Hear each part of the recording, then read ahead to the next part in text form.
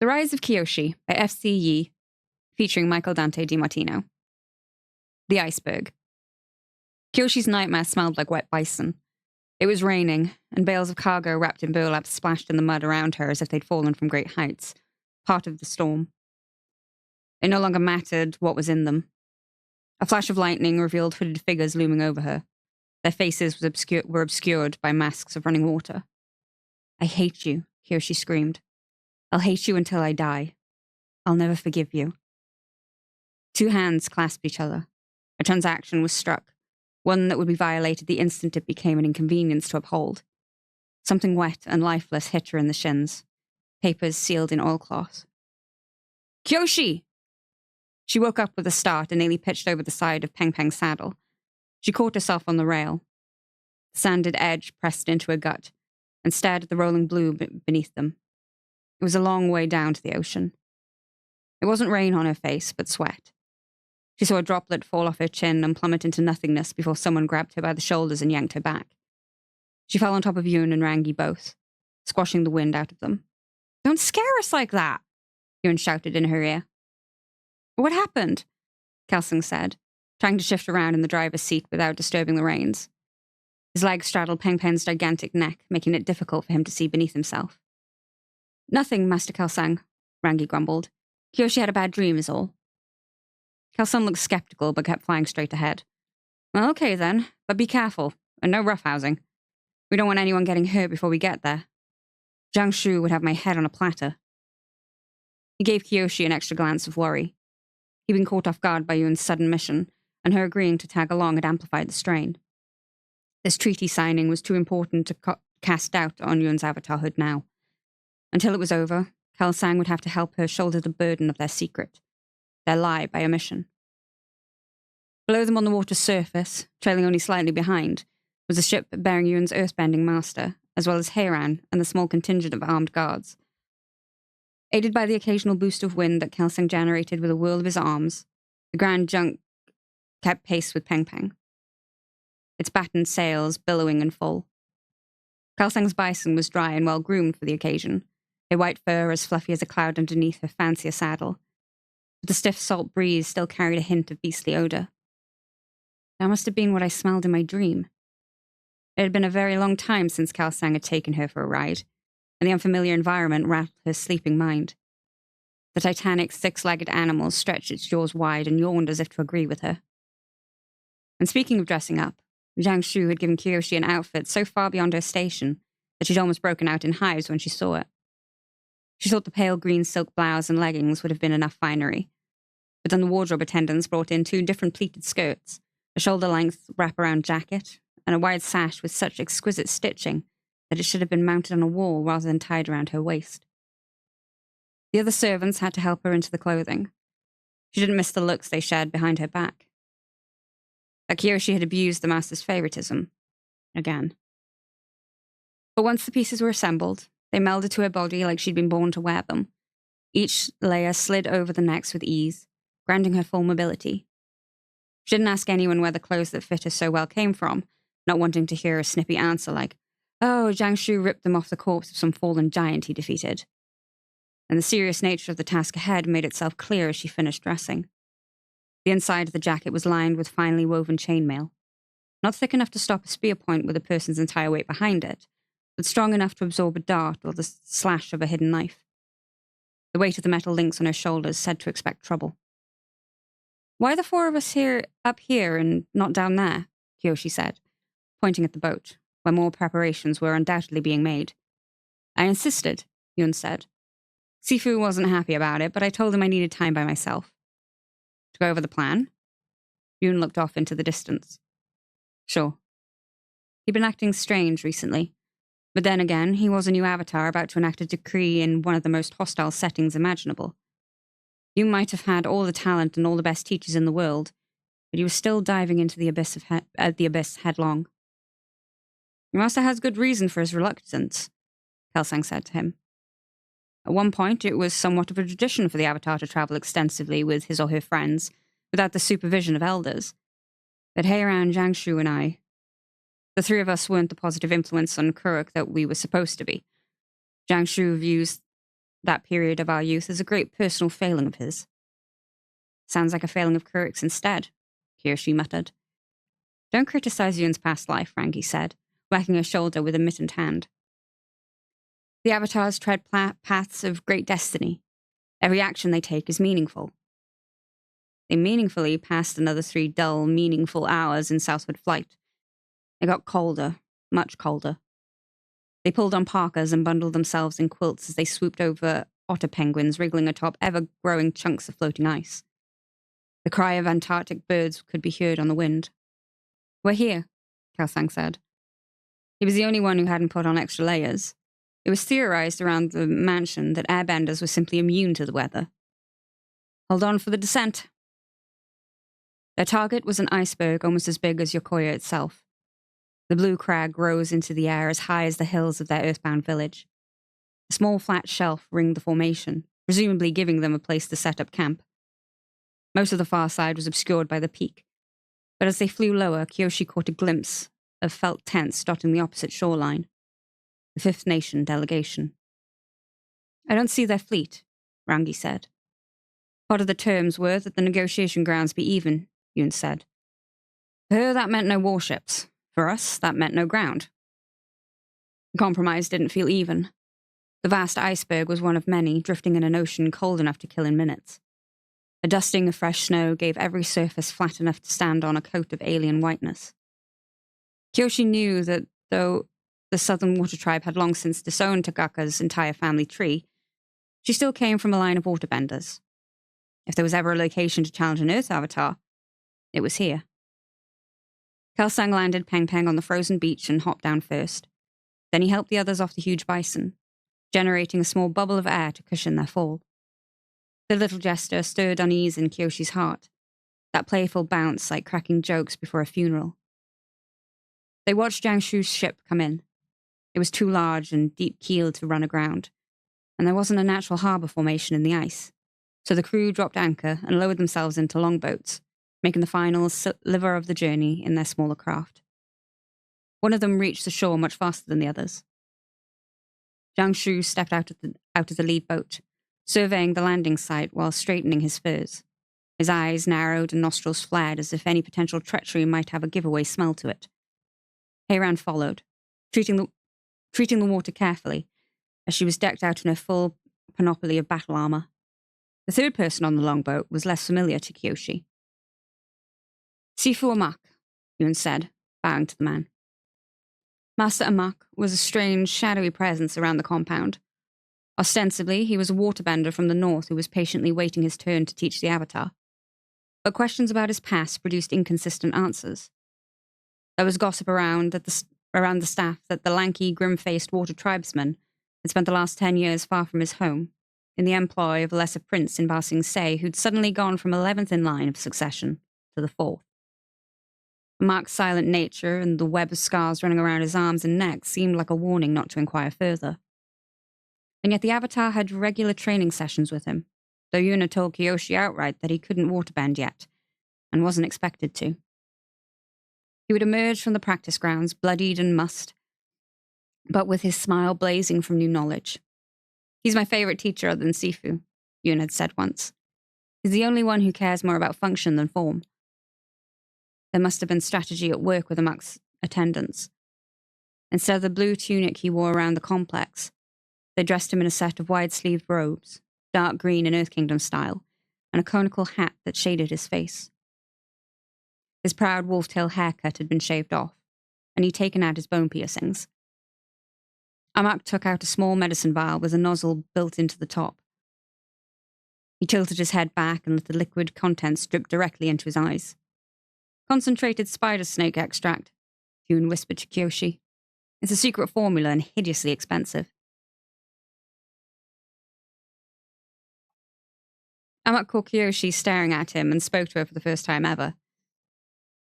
Other than Tagaka himself, there are to be no waterbenders from either side of this negotiation, he said in a voice so high-pitched and musical it nearly startled her out of her boots. So? He pressed a gloved finger to his lips and winked at her. The iris of his open eyes shifted from pale blue to a halfway green, the colour of warmer coastal waters. Kyoshi tried to shake the fuzz out of her head.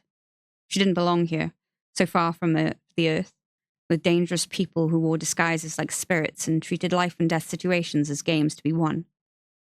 Crossing into the world of the Avatar had been exciting back when she took her first steps inside the mansion. Now the slightest wrong footing could destroy the fates of hundreds, maybe thousands. After Yoon told her last night about the mass kidnappings along the coast, she hadn't been able to sleep. More boats full of armed men landed ashore. They lined up to the left and right, spears at the ready, the tassels of their helmets waving in the frigid breeze. The intent must have been to look strong and organized in front of the Pirate Queen. She approaches, Kelsang said. Tagaka chose a relatively undramatic entrance, appearing at the edge of the iceberg as a faraway dot flanked by two others. She plodded along a path that ran around the icy slope like a mountain pass. She seemed to be in no hurry. I guess everyone dying of old age would count as achieving peace, Yoon muttered. They had enough time to relax and then straighten back up once Tagaka reached them. Kyoshi stilled her face as much as possible and laid the corner of her eyes upon the bloody flail of the eastern sea. Contrary to her reputation, the leader of the Fifth Nation was a decidedly unremarkably middle-aged woman. Underneath her plain hide clothing, she had a labourer's build, and her hair loops played up her partial water tribe ancestry. Kyoshi looked for eyes burning with hatred or a cruel sneer that promised unbound tortures, but Tagaka could have easily passed for one of the disinterested southern traders who occasionally visited Yokoya to unload fur scraps. Except for her sword. Kyoshi had heard rumours about the green enameled Jan strapped to Tagaka's waist in a scabbard plated with burial-quality jade. The sword had once belonged to the Admiral of Ba Sing Se, a position that was now unfilled and defunct because of her. After her legendary duel with the last man to hold the job, she'd kept the blade. It was less certain what she'd done with the body. Tagaka glanced at the 20 soldiers standing behind them, and then spent much longer squinting at Kyoshi, up and down. Each pass of her gaze was like a spray of cold water icing over Kyoshi's bodily functions. Didn't realize we were supposed to be burning so much muscle, Tagaka said to Jianshu. She looked behind her at a pair of bodyguards carrying only bone clubs and then again at Kyoshi. That girl is a walking crow's nest. Kyoshi could sense Jianshu's displeasure at the fact she'd drawn attention. She knew he and Yoon had fought over her presence. She wanted to shrink into nothingness, hide from their adversary's gaze. That would only make it worse. Instead, she tried to borrow the face Rangi normally used on the villagers. Cold, inscrutable disdain. Her attempt at looking tough was met with mixed reactions. One of Tagaka's escorts, a man with stick-thin mustache in the Earth Kingdom style, frowned at her and shifted his feet. But the Pirate Queen herself remained unmoved. "Where are my manners?" she said, giving Yoon a perfunctory blow. "It's my honor to greet the Avatar in the flesh." "Tagaka, Marquess of the Eastern Sea," Yoon said, using her self-styled title. "Congratulations on your victory over the remnants of the Fade Red Devils." She raised an eyebrow. "You knew of that business?" "Yashi Hong and his crew were a bunch of sadistic murderers," Yoon said smoothly. "They had neither your wisdom nor your ambition. You did the world a great service by wiping them out." "Huh!" she clapped once. "This one studies like Yang Chen and flatters like Kuruk. I look forward to our battle of wits tomorrow. Shall we head to my camp? You must be hungry and tired." Tomorrow? Kyoshi thought. They weren't going to wrap this up quickly and leave.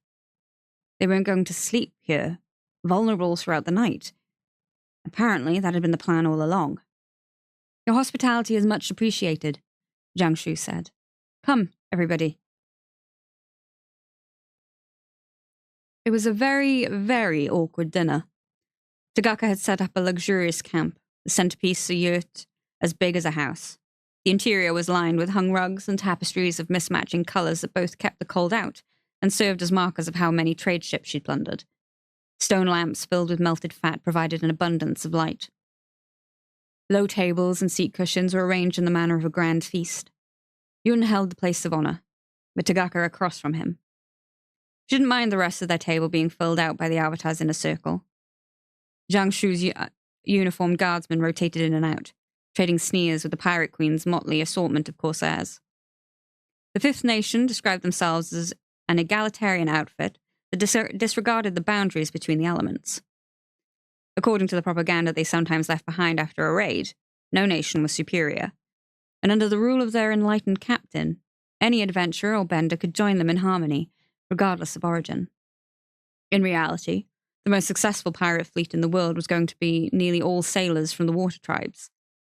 And the food reflected that. To Kyoshi, most of the meal tasted like blood, mineral saltiness too much for her. She did what she could to be polite, and watched Yoon eat in perfect alignment with water tribe custom. As Yoon downed another tray of raw blubber with gusto, Tagaka cheering him on, Kyoshi wanted to whisper in Rangi's ear and ask if they should be afraid of poison, or the prospect of the dinner party stabbing them in the back with their meat skewers. Anything that reflected the hostilities that may have been bubbling under the surface. Why were they being so friendly? It became too much once they began setting up pie showboards for the members of Tagaka's crew who fancied themselves a match for the young avatar's famous skills. Kyoshi nudged Rangi in the side and tilted her chin at the merriment, widening her eyes for emphasis. Rangi knew exactly what she was asking. While everyone's attention focused on Yoon playing 3 opponents at once, she pointed with her toe at 2 men and 2 women who had silently entered the tent after the party had finished eating to clean up the plates. They were Earth Kingdom citizens. Instead of the pirates' mismatched riot of pilfered clothing, they wore plain peasants' garb. And though they weren't chained or restrained, they carried out their duties in a hunched and clumsy fashion, like people fearing for their lives. The stolen villagers. Yoon and Rangi had undoubtedly spotted them earlier. Kyoshi cursed herself for treating them as invisible when she knew what it was like to move unnoticed among the people she served. The entire time, Yoon had been putting on a false smile while Tagaka paraded her true spoils of war in front of him. Rangi found her trembling hand and gave it a quick squeeze, sending a pulse of reassuring warmth over her skin. Stay strong. They watched Yoon demolish his opponents in 3 different ways simultaneously.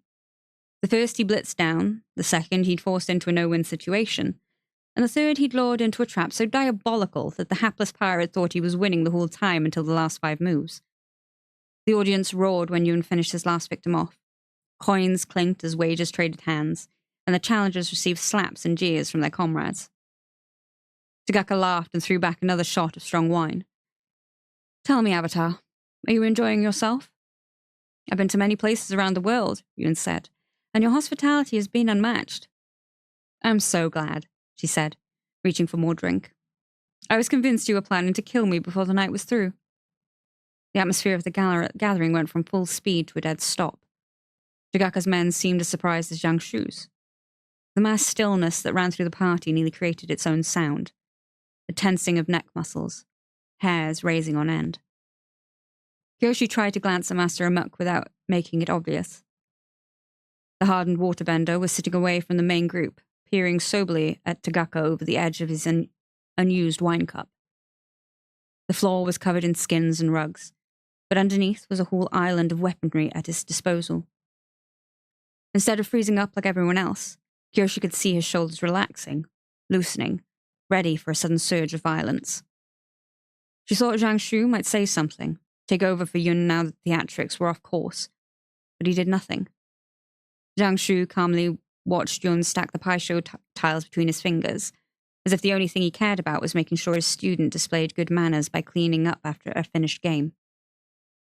Mistress Tagaka, Yun said, if this is about the size of my contingent, I assure you I mean no harm or insult. The soldiers who came with me are merely an honor guard. I didn't want to bring them, but they were so excited about the chance to witness you make history with the Avatar. I'm not concerned about a bunch of flunkies with spears, boy, Tagaka said. Her voice had turned lower. The time for flattery was over. I'm talking about those 3. She pointed, her fingers forming a trident. Not at Amok or any of the armored Earth Kingdom soldiers, but at Jianshu, Heiran, and Kelsang. I'm afraid I don't understand, Yun said. Surely you know of my bending masters, the famed companions of Kuruk. Yes, I know of them, and I know what it means when the gravedigger of Zhulu Pass darkens my tent in person. Now Yun was confused for real. His easy smile faded, and his head tilted towards his shoulder. Kyoshi had heard of various battles and locations associated with Jiangshu's name, and Zulu Pass was one of many, not a standout in a long list. He was a great hero of the Earth Kingdom after all, one of its leading sages. Are you referring to the story of how my esteemed mentor piously interred the bodies of villagers he found cut down by rebels, giving them their final rest and dignity? Yun said. The game tiles clacked together in his palm. Tagaka shook her head. I'm referring to 5,000 Yellownecks, buried alive, the rest terrorized into submission, the entire uprising crushed by one man. Your esteemed mentor. She turned to Jiangshu. I'm curious, do their spirits haunt you when you sleep? Or did you plant them deep enough that the earth muffles their screams? There was a hollow thunk as one of the game pieces slipped out of Yun's grasp and bounced off the board. He'd never heard of this. Kyoshi had never heard of this. Now that he was being addressed directly, Jiangshu deemed it proper to speak up. Respectfully, I fear that rumors from the Earth Kingdom interior tend to grow wilder and the closer they get to the South Pole. Many tales of my past exploits are pure exaggerations by now. Respectfully, I gained my position through knowing facts beyond what you think a typical blue-eyed southern rustic should know, Tagaka snapped. For example, I know who holds the Royal Academy record for the most accidental kills during his Agni Kais, Madam Headmistress. If Heiran was offended by the accusation, she didn't show it. Instead, Rangi looked like she was going to leap on Tagaka and cook the woman's head off her shoulders. Kyoshi instinctively reached out to her and got her hands swatted away for trouble. And Master Kelsang, Tagaka said. Listen, young avatar. Have you ever wondered why my fleets stay cooped up in the Eastern Sea, where the pickings are slim, engaged in costly battles for territory with other crews? It's solely because of that man right there. Of the three masters, only Kelsang looked afraid of what Tagaka might reveal. Afraid and ashamed. Kyoshi already wanted to defend him for whatever charges the pirate might levy. Kelsang was hers more than anyone else's. My father used to call him the living typhoon, Tagaka said. We criminal types have a fondness for theatrical nicknames, but in this case, the billing was correct. Grandad once took the family and a splinter fleet westward, around the southern tip of the Earth Kingdom. The threat they presented must have been great indeed, because Master Kelsang, then a young man in the height of his power, rode out on his bison and summoned a storm to turn them back. Sounds like the perfect solution to a naval threat without any bloodshed, eh? She said. But have any of you pulled a shivered timber the size of a jan from your thigh, or been thrown into the sea and then tried to keep your head above the 30-foot wave? Tagaka drank in the airbender's discomfort and smiled. I should thank you, Master Kelsang. I lost several uncles on that expedition. You saved me from a gruesome succession battle. The fear of a repeat performance kept the Fifth Nation and other crews bottled up in the Eastern Sea, my father's entire generation terrified of a single air nomad. They thought Kelsang was watching them from the peaks of the Southern Air Temple, patrolling the skies above their heads. Kyoshi looked at Kelsang, who was hunched in agony. Were you? She thought. Is that where you went between stays in Yokoya? You were hunting pirates? A lesson from your airbending master, Tagaka said to Yun. The most effective threat is only performed once, so you can imagine my distress when I saw you bring this collection of butchers to our peace treaty signing. I thought for certain it meant violence was in our future. Yun hummed, pretending to be lost in thought. The pie show tile that he'd fumbled was now flipping over his knuckles, back and forth across his hand. He was in control again. Mistress Tagaka, he said, you have nothing to fear from my masters, and if we're giving credence to gruesome reputations, I believe I would have equal cause for concern. Yes, Tagaka said, staring him down, her fingers lying on the hilt of her sword. You absolutely do. The mission hinged there, and the eye contact between Yun and the undisputed Lord of the Eastern Sea. Tagaka might have been looking at the Avatar, but Kyoshi could only see her friend, young and vulnerable and literally out of his element. Whatever Tagaka was searching for inside Yun's head, she found it. She backed off and smiled. You know, It's bad luck to undertake an important ceremony with blood on your spirit, she said. I purified myself of my past crimes with sweat and ice before you arrived, but with the stain of so much death still hanging over your side, I suddenly feel the need to do it again before tomorrow morning. You may stay here as long as you'd like. Tagaka snapped her fingers, and her men filed out of the tent, as unquestioningly as if she'd bent them away. The Earth Kingdom captors went last, ducking through the exit flaps without so much as a glance behind them. The act seemed like a planned insult by Tagaka, designed to say they're more afraid of me than they're hopeful of you. Jiang Shu swung his hands together. You did well for... Is it true? Yun snapped. Kyoshi had never heard Yun interrupt his master before, and from the twinge in his brow, neither had Jiang Shu. The Earth Sage sighed in a manner that warned the others not to speak. This matter was between him and his disciple. Is what true? 5,000? You buried 5,000 people alive. That's an overstatement made by a criminal. Then what's the truth? Yun said. It was only 500? 100? What's the number that makes it justified? Jiang Shu laughed silently, a halting shift of his chest. The truth? The truth is that the Yellownecks were scum of the lowest order who thought they could plunder, murder, and destroy with impunity. They saw nothing, no future beyond the points of their swords. They believed they could hurt people with no repercussions. He slammed his finger down onto the center of the pie show board. I visited consequences upon them, Jiang Shu said, because that's what justice is. Nothing but the proper consequences. I made it clear that whatever horrors they inflicted would come back to haunt them. No more, no less. And guess what? It worked. The remnants of the Dao Fei that escaped me dispersed into the countryside because at last they knew there would be consequences if they continued down their outlaw path. Jiang Shu glanced at the exit, in the direction Tagaka had gone.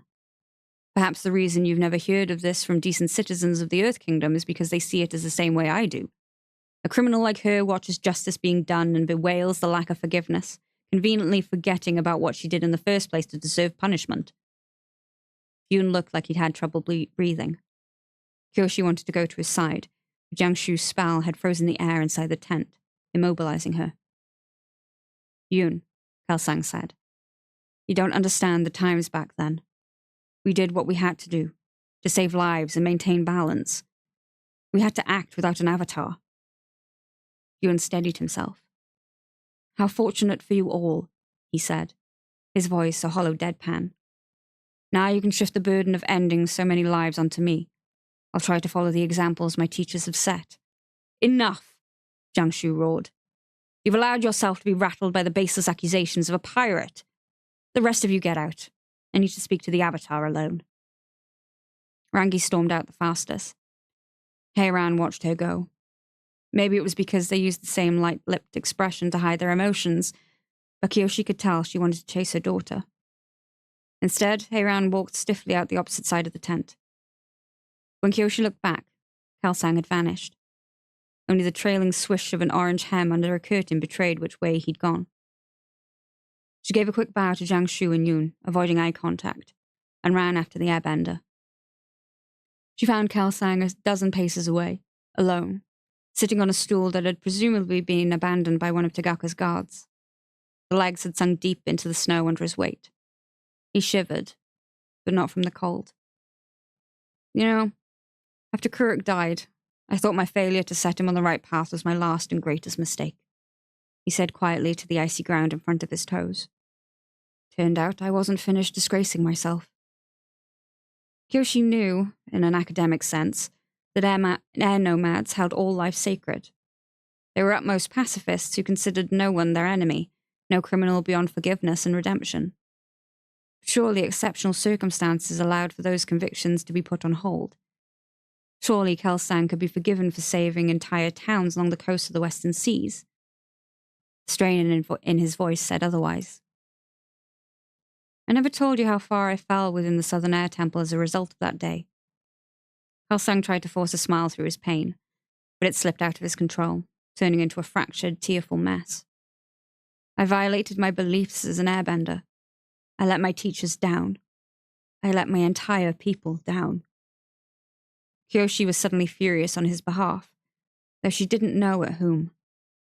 At the whole world, perhaps, for allowing its darkness to inflict such a good man and make him hate himself. She threw her arms around Kelsang and hugged him as tightly as she could. "You've never let me down," she said in a gruff bark. "Do you hear me? Never." Kelsang put up with her attempt to crush his shoulder blades through the force of sheer affection and rocked slightly in her embrace, patting at her clasped hands. Kyoshi only let go with the sound of a plate shattering pierced the stillness of the night.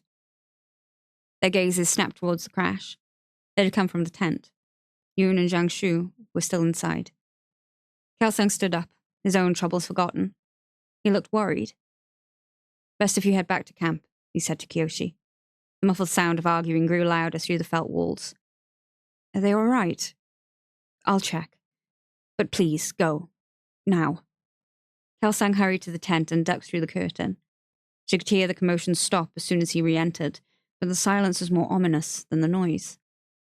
Kyoshi paused there, wondering what to do, before deciding she'd better obey Kelsang. She didn't want to overhear Yoon and Jiangshu have it out. As she fled, the moonlight cast long, flickering shadows, making Kyoshi feel like a puppeteer on a blank white stage. A hurried exit took her too far in the wrong direction, and she found herself among the outskirts of the pirate camp near the ice cliff. She slammed against the frozen wall, trying to flatten herself out of sight. Jagaka's crew was in the midst of retiring for the night, kicking snow over dying campfires and fastening their tents closed from the inside. They had guardsmen posted at regular intervals, looking in different directions. Kyoshi had no idea she'd come so close without being noticed. She edged as quietly as she could back the way she came, around the corner, and bumped into the missing sentry. He was one of the two pirates who'd accompanied Tagaka to greet them. The man with the mustache. He peered up at her face like he was trying to get the best view of her nostrils. "Say," he said, a rank cloud of alcohol fumes wafting out of his mouth. "Do I know you?" She shook her head and made to keep going, but he stuck his arm out, blocking her path as he leaned against the ice. "It's just that you look very familiar," he said with a leer. Kyoshi shuddered. There was always a certain kind of man who sought her particular dimensions made her a public good, an oddity they were free to gawk at, prod, or worse. Often they assumed she would be grateful for the attention, that they were special and powerful for giving it to her. "I used to be a landlubber," the man said, launching into a bout of drunken self-absorption. "Did business with a gang called the Flying Something Society. Flying Something or Others. The leader was a woman who looked a lot like you. Pretty face, just like yours. Legs, nearly as long. She could have been your sister. You ever been to Chameleon Bay, sweet thing? Stay under Madame Gigi's roof?" The man pulled the cork from the gourd and took a few more swigs of wine. "I had it bad for that girl," he said, wiping his mouth on his sleeve. "She had the most fascinating serpent tattoos going around her arms. She never let me see how far they went. What about you, Honey Tree? Got any ink on your body that you want to show me?" Kyoshi picked him up by the neck with one hand and slammed him into the cliffside. His feet dangled off the ground. She squeezed until she saw his eyes bulge in different directions. "You are mistaken," she said without raising her voice. "Do you hear me? You are mistaken, and you have never seen me or anyone else who looks like me before. Tell me so." She let him have enough air to speak. "You crazy piece of... I'll kill... Ah!" Kyoshi pressed him harder into the wall. The ice cracked behind his skull. "That's not what I asked you." Her finger stifled his cry, preventing him from alerting the others. "I made a mistake," he gasped. "I was wrong." She dropped him on the ground. The back of his coat snagged and tore on the ice. He keeled over to his side, trying to force air back into his lungs. Kyoshi watched him writhe at her feet. After thinking it over, she yanked the gourd full of wine off his neck, snapping the string, and poured the contents out until it was empty. The liquid splashed the man's face, and he flinched. "I'm holding on to this in case you change your mind yet again," she said, waggling the empty container. "I've heard about Tagaka's disciplinary methods, and I don't think she'd approve of drinking on guard duty." The man groaned and covered his head with his arms. Kyoshi collapsed face down outside her tent. Her forehead lay on the ice. It felt good, cooling. The encounter had sapped her of her energy, left her unable to take the last few steps to her bunk. So close, and yet so far. She didn't know what had come over her. What she'd done was so stupid it boggled the mind. If word got back to Jiangsu somehow. A bright light appeared over her head. She twisted her neck upward to see Rangi holding up a self-generated torch. A small flame danced above her long fingers. Rangi looked down at her and then at the liquor gourd still in her hand. She sniffed the night air. "Kyoshi, have you been drinking?" It seemed easier to lie. "Yes?" With great difficulty, Rangi dragged her inside by the arms. It was warmer in the tent, the difference between a winter's night and an afternoon in spring. Kyoshi could feel the stiffness leaving her limbs, her head losing the ponderous echo it seemed to have before. Rangi yanked pieces of the battle outfit off her like she was stripping down a broken wagon. "You can't sleep in that getup, especially not the armor." She'd taken her own gear off and was only wearing a thin cotton shift that exposed her arms and legs. Her streamlined figure belied the solidness of her muscles. Kyoshi caught herself gawking, having never seen her friend out of uniform before. It was hard for her to comprehend that the spiky bits weren't a natural part of Rangi's body. "Shouldn't you be sleeping with Yun?" Kyoshi said. Rangi's head turned so fast she almost snapped her own neck. "You know what I mean," Kyoshi said. The redness faded from Rangi's ears as quickly as it came. The Avatar and Master Jiangsu are reviewing strategy. Master Amak only sleeps in 10-minute intervals throughout the day, so he and the most experienced guardman will keep watch. The order is that everyone else should be well rested for tomorrow. They settled beneath their furs. Kyoshi already knew that she wouldn't be able to sleep as she'd been told. Her former life on the street in conjunction with her privileged place in the mansion these days meant that, improbably, she'd never had a roommate before. She was acutely aware of Rangi's little movements right next to her, the air rising in and out of the Firebender's chest. "I don't think they did anything wrong," Kyoshi said as she stared at the underside of their tent. Rangi didn't respond. "I heard from Auntie Mew that Zhu and the Yellownecks did to unarmed men, women and children. If half of that is true, then Jiangsu went too easy on them. They deserved worse." The moonlight came through the seams of the tent, making stars out of stitch holes. She should have stopped there, but Kyoshi's certainty buoyed her along past the point where it was safe to venture. "And accidents are accidents," she said. "I'm sure your mother never meant to harm anyone." Two strong hands grabbed the lapels of her robe. Rangi yanked her over onto her side so that they were facing each other. "Kyoshi," she said hoarsely, her eyes flaring with pain. "One of those opponents was her cousin, a rival candidate for headmistress." Rangi gave her a hard, jostling shake. "Not a pirate or an outlaw," she said. "Her cousin.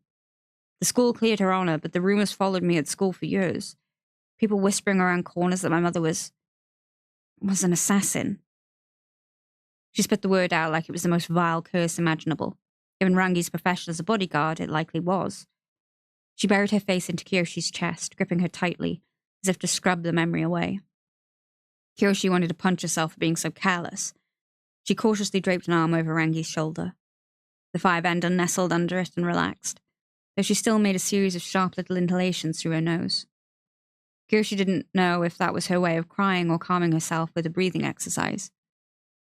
Rangi shifted, pressing closer to Kyoshi's body, rubbing the soft bouquet of her hair against Kyoshi's lips. The startling contact felt like a transgression, the mistake of a girl exhausted and drowsy. The more noble Fire Nation families, like the one Rangi descended from, would never let just anyone touch their hair like this. The faint, flowery scent that filled Kyoshi's lungs made her head swim and her pulse quicken. Kyoshi kept still like it was her life's calling, unwilling to make any motion that might disturb her friend's fitful slumber. Eventually, Rangi fell into a deep sleep, radiating warmth like a little glowing coal in the hearth. Kyoshi realized that comforting her throughout the night was both an honor and a torture she wouldn't have traded for anything in the world. Kyoshi closed her eyes. She did her best to ignore the pain in her arm losing circulation and her heart falling into a pile of ribbons.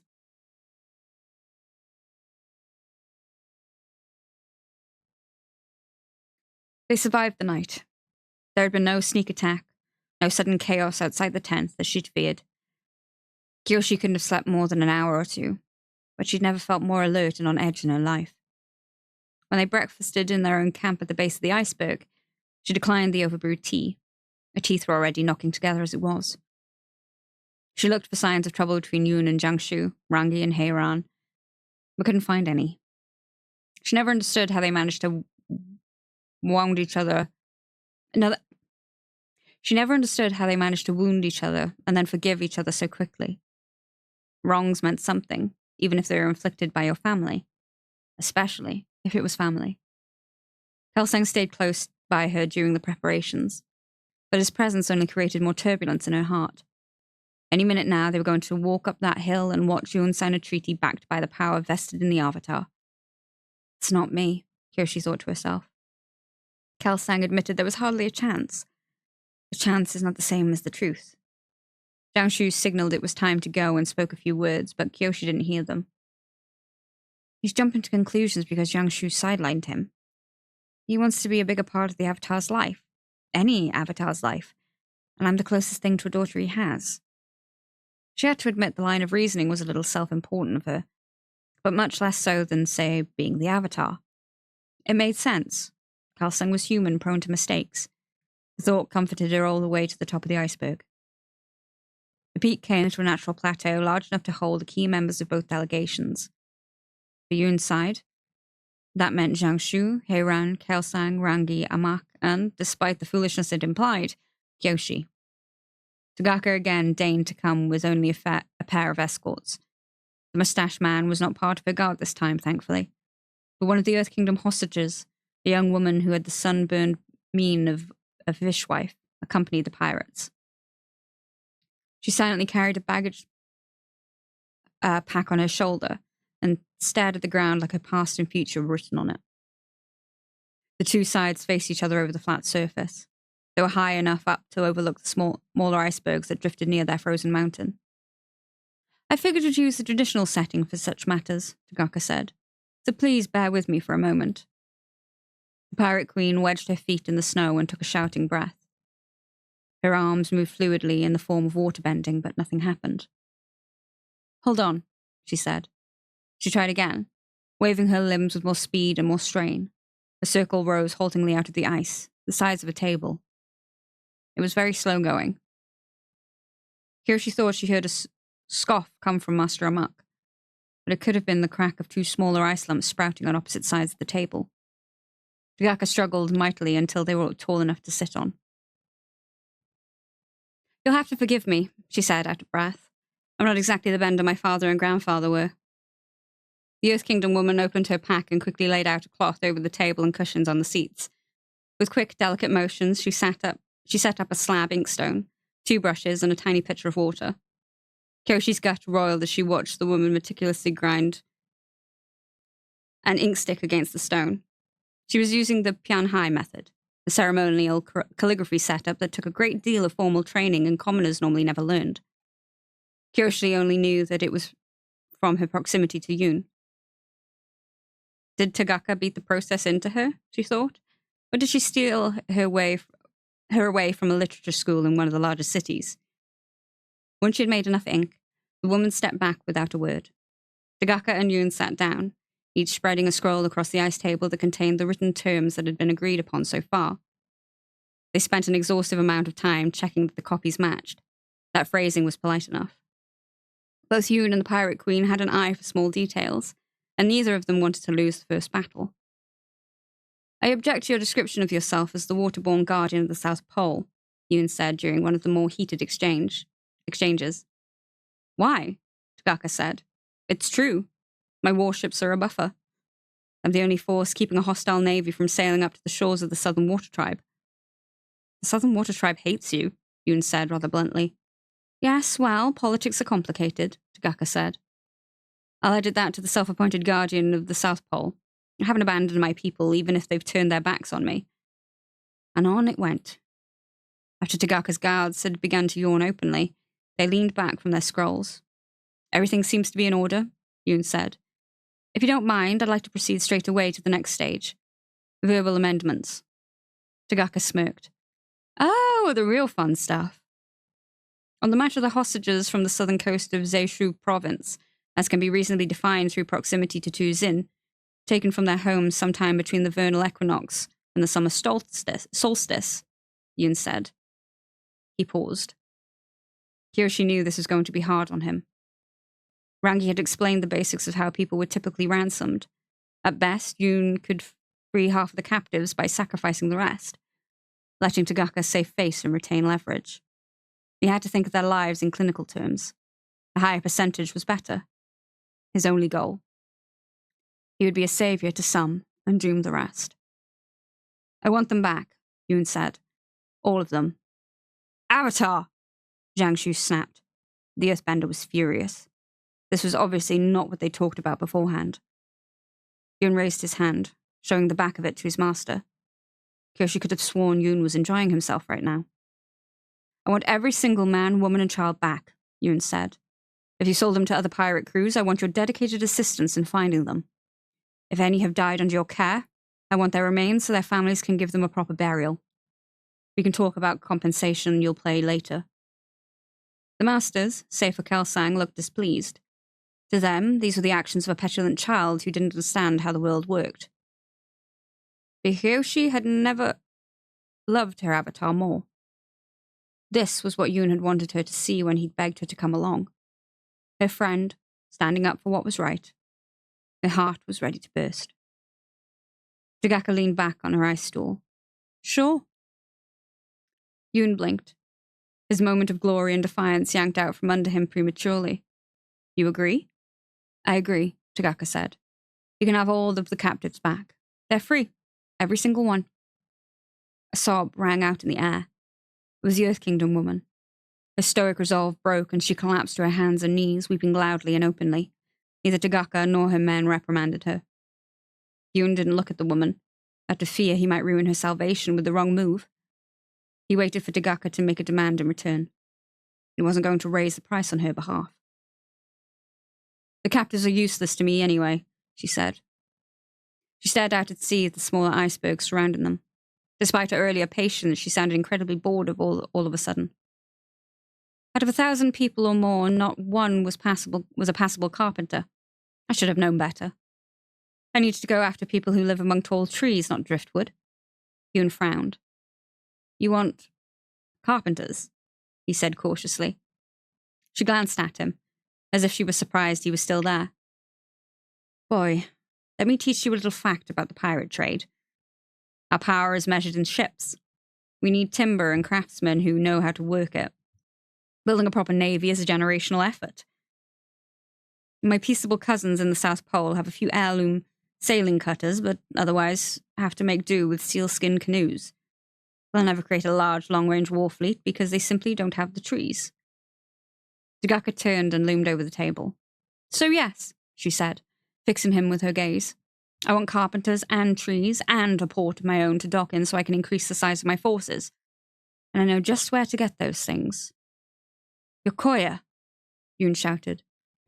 A realization and an alert to the others in a single word. Tagaka raised her hand and made the slightest chopping motion with her fingers. Kyoshi heard a wet crunch and a gurgle of surprise. She looked around for the source of the strange noise. It was Master Ramak. He was bent backwards over a stalagmite of ice, the bloody tip sprouting from his chest like a hideous stalk of grain. He stared at it, astonished, and slumped to the side. Come now, Tagaka said. You think I can't recognize kinfolk under a disguise?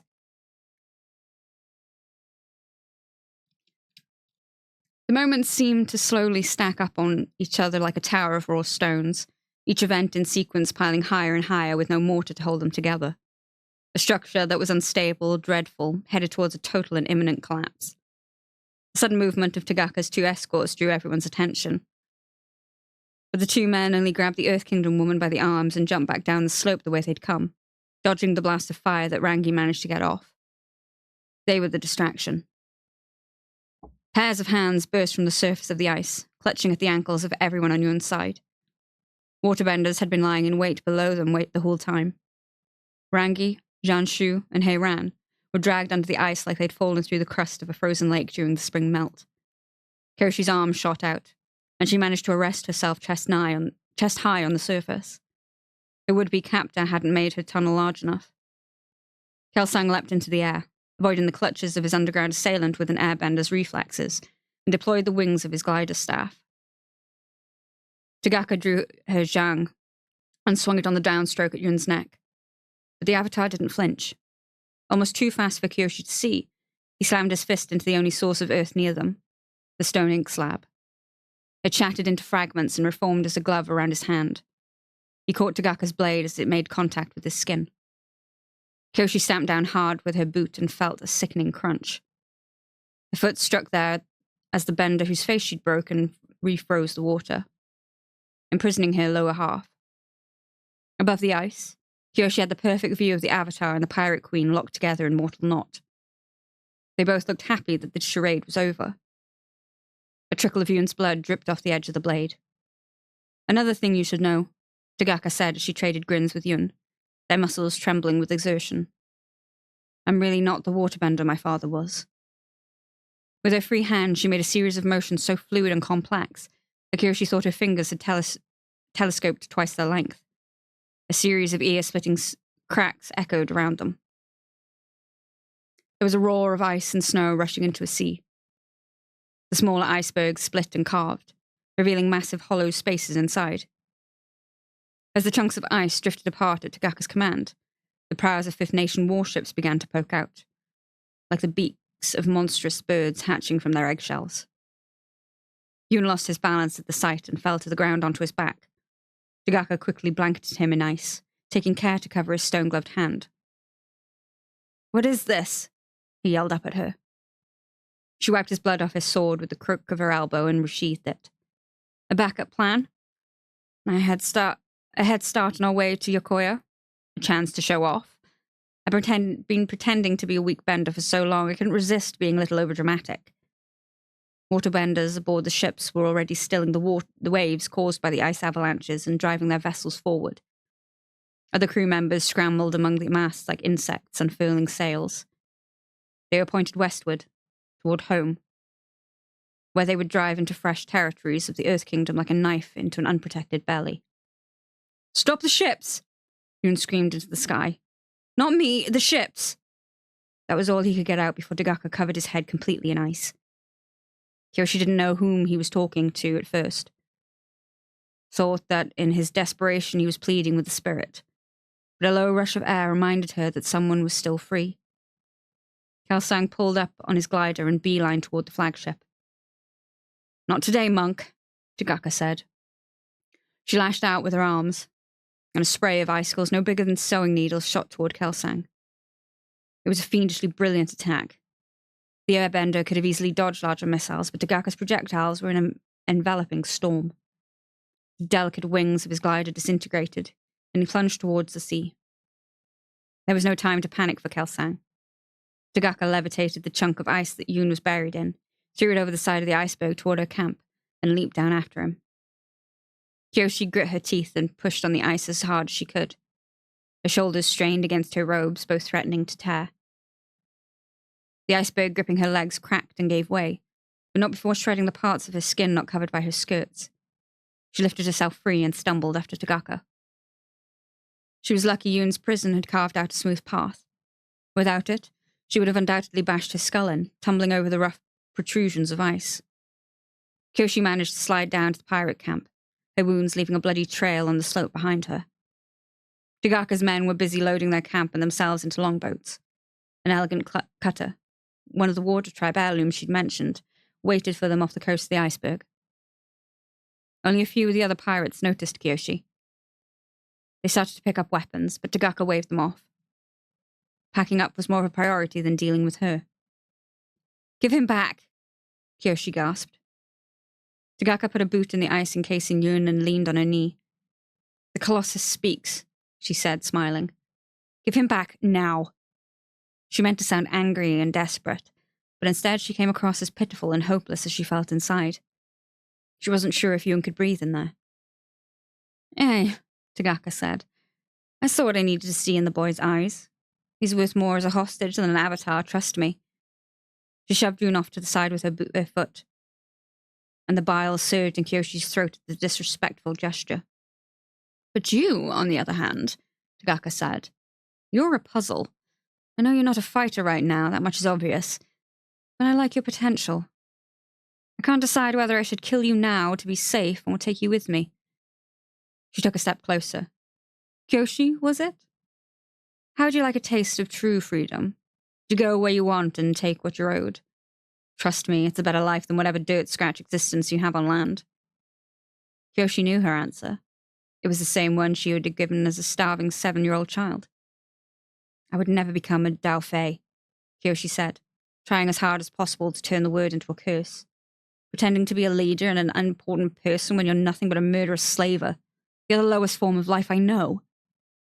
Tagaka frowned and drew her sword. The metal hissed against the scabbard. She wanted Kyoshi to feel cold death sliding between her ribs, instead of being snuffed out quickly by water. Kyoshi stood her ground. Give me the avatar, she repeated, or I'll put you down like the beast you are.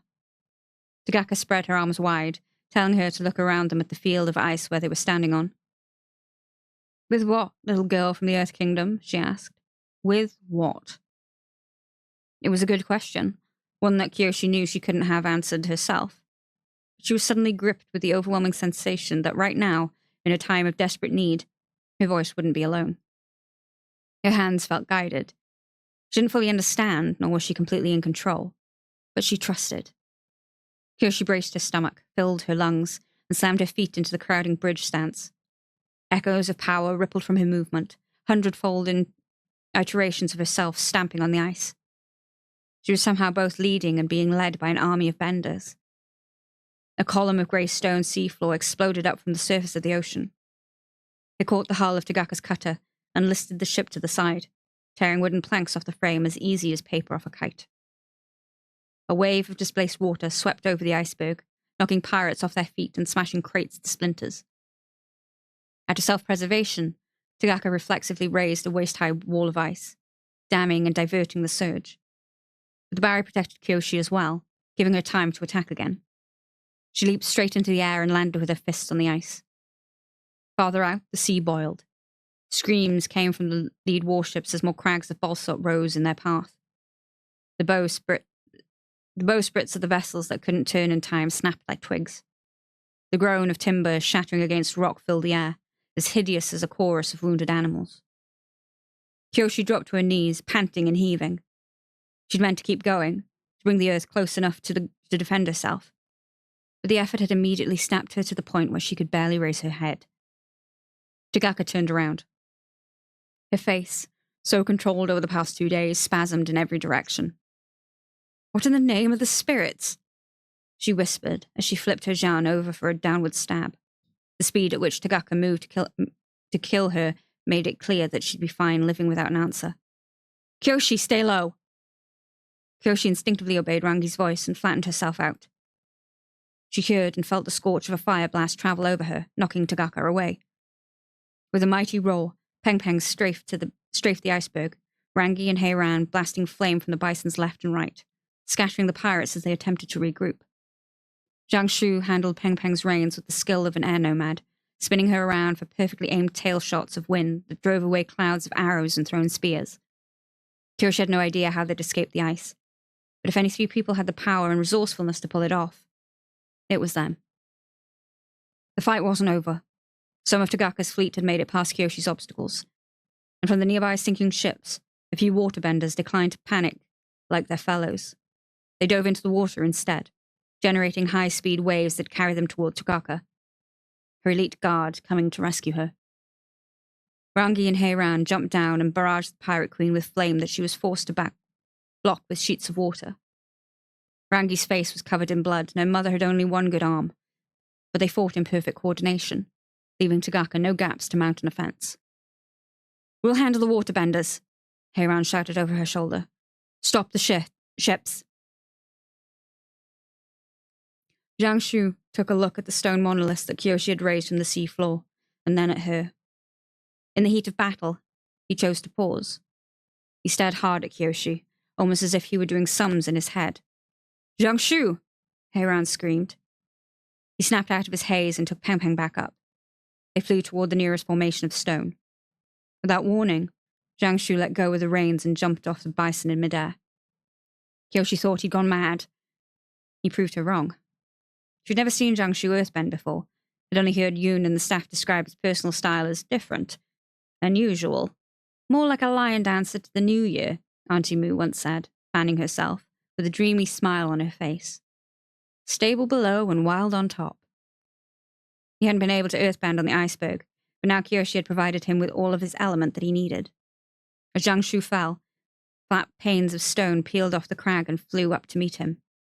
They arranged themselves into a manic architectural construction with broad daylight showing through the triangular gaps, a steep ramp that he landed on without losing his momentum. He sprinted toward the escaping ships, in a direction he had no room to go. But as he ran, his arms coiled and whipped around him like they had minds of their own. He flicked his fists using minute twists of his waist, and countless sheets of rock fastened themselves into a bridge under his feet. Jiangsu never broke stride as he travelled on thin air, suspended by his on-the-fly earth walks. Fire blasts and waterspouts shot up from the benders manning the ships. Jiangsu nimbly leaped and slid over them. The ones aimed at the stone itself did surprisingly little damage, as the structure was composed of chaotic, redundant braces. He raced ahead of the lead ship, crossing its path with his bridge. Right as Kyoshi thought he'd extended too far, that he'd run out of stone and thinned his support beyond what it could hold, he leaped to safety, landing on top of a nearby ice floe. The precarious, unnatural assembly began to crumble without Jiangsu's bending to keep it up. First, the individual pieces began to flake off. Chunks of falling rock bombarded the lead ship from high above, sending the crew members diving for cover as the wooden deck punctured like leather before an all. But their suffering had only begun. The base of the bridge simply let itself go, bringing the entire line of stone down across the prow. The ship's aft was leveled out of the waterline, exposing the rudder and barnacle keel. The rest of the squadron didn't have time to turn. One follower angled away from the disaster. It managed to avoid crushing its hull, but the change of direction caused the vessel to tilt sharply to the side. The tip of its rigging caught on the wreckage, and then the ship was beheaded of its masts and its sails. The wooden pillars snapped off, a child's toy breaking at its weakest points. The last remaining warship bringing up the rear must have made it out, assuming some dazzling feat of heroic seamanship. Instead, it wisely decided to drop anchor and call it quits. If Tagaka's power was in her fleet, then the Avatar's companions had destroyed it. Now they just had to live long enough to claim their victory. "You did good, kid," said a man with a husky voice and an accent like Master Amok's. "They'll be telling stories about this for a long time." Kyoshi spun around, afraid a pirate had gotten the drop on her. There was no one there. The motion made her dizzy. Too dizzy. She sank to her knees, a drawn-out, lengthy process, and slumped onto the ice. The fracture. It was warm. So warm that when Kyoshi woke up in the mansion's infirmary, she thought it would be Rangi sitting in the chair by the bed. She hoped it was. Instead, it was Jiangsu. Kyoshi clutched her blankets tighter and then realized she was just being silly. Jiangsu was her boss and her benefactor. He'd given Kelsang the money to take care of her. And while she'd never crossed the courteous distance that lay between them, there was no reason to feel uncomfortable around the Earth Sage. That was what she told herself. Her throat burned with thirst. Jiangsu had a gourd of water at the ready, anticipating her need, and handed it over. She tried to gulp it as decorously as she could, but spilled some on her sheets, causing him to chuckle. "I always had the hunch you were hiding something from me," he said. She nearly choked. "I remember the day you and Kelsang told me about your problem with earthbending," Jiangsu said with a smile that stayed firmly on the lower half of his face. "You said that you couldn't manipulate small things. You could only move good-sized boulders of a regular shape, like a person whose fingers were too thick and clumsy to pick up a grain of sand." That was true. Most schools of earthbending didn't know how to deal with a weakness like Kyoshi's. Students started out bending the smallest pebbles, and as their strength and technique grew, they moved to bigger and heavier chunks of earth. Despite Kelsang's protests, Kyoshi had long since decided that she wouldn't bother formally training in bending. It hadn't seemed like a problem worth solving at the time. Earthbending was mostly useless indoors, especially so without precision. You didn't tell me the reverse applied, Jiangshu said. That you could move mountains. And you were separated from the ocean bed by 200 paces. Not even I can summon earth from across that distance. Or across water. The empty gourd trembled as she put it on the bedside table. I swear I didn't know, Kyoshi said. I didn't think I could do what I did, but Yun was in danger and I stopped thinking and I... Where is Yun? Is he okay? Where's Kelsang? You don't need to worry about them. He slumped forward in his chair with his elbows on his knees, his fingers knotted together. His clothes draped from his joints in a way that made him look thin and weary. He stared at the floor in silence for an uncomfortably long time. The Earth Kingdom, Jiangshu said. It's kind of a mess, don't you think? Kyoshi was more surprised by his tone than his random change of subject. He'd never relaxed this much around her before. She didn't imagine he spoke with this informally with Yun. I mean, look at us, he said. We have more than one king. Northern and southern dialects are so different that they're starting to become separate languages. Villages in Yokoya wear as much blue as green, and the Siwong people barely share any customs with the rest of the continent. Kyoshi had heard Kelsang express admiration for the diversity of the Earth Kingdom on several occasions, but perhaps he was speaking from the perspective of a visitor. Jiangshu made the Earth Kingdom sound like different pieces of flesh stitched together to close a wound. Did you know that the word for Dao Fei doesn't really exist in other nations? He said. Across the seas, they're just called criminals. They have petty goals, never reaching far beyond personal enrichment. But here in the Earth Kingdom, Dao Fei find a level of success that goes to their heads and makes them believe they're a society apart, entitled to their own codes and traditions. They can gain control over territory and get a taste of what it's like to rule. Some of them turn to spiritual fanatics, believing that their looting and pillaging is in service of a higher cause. Jiangshu sighed. It's all because Ba Sing Se is not a truly effective authority, he said. The Earth King's power waxes and wanes. It never reaches completely across the land as it should. Do you know what's holding the Earth Kingdom together right now in its stead? She knew the answer, but shook her head anyway. Me. He didn't sound proud to say it. I am what's keeping this giant, ramshackle nation of ours from crumbling into dust. Because we've been without an avatar for so long, the duty has fallen to me. And because I have no claim on leadership from noble blood, I have to do it solely by creating ties of personal loyalty. He glanced up at her with sadness in his eyes. Every local governor and magistrate from here to the Northern Air Temple owes me. I give them grain in times of famine. I help them gather the taxes that pay the police salaries. I help them deal with rebels. My reach has to extend beyond the Earth Kingdom as well, Jiangshu said. I know every bender who might accurately call themselves a teacher of the elements in each of the 4 nations, and who their most promising pupils are. I funded bending schools, organized tournaments, and settled disputes between stars before they ended in blood. Any master in the world would answer my summons. She didn't doubt it. He wasn't a man given to boasting. More than once around the house, she'd heard the expression that Jiangshu's word, his friendship, was worth more than Beifeng gold.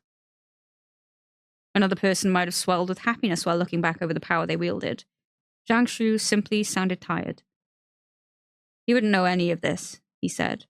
Other than the disaster on the Iceberg, you've never really been outside the shelter of Yokoya.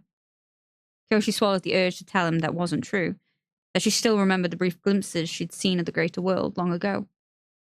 But that would have meant talking about her parents, opening a different box of vipers altogether. Just the notion of exposing that part of her to Jiangshu caused her pulse to quicken. He picked up on her distress and narrowed his eyes.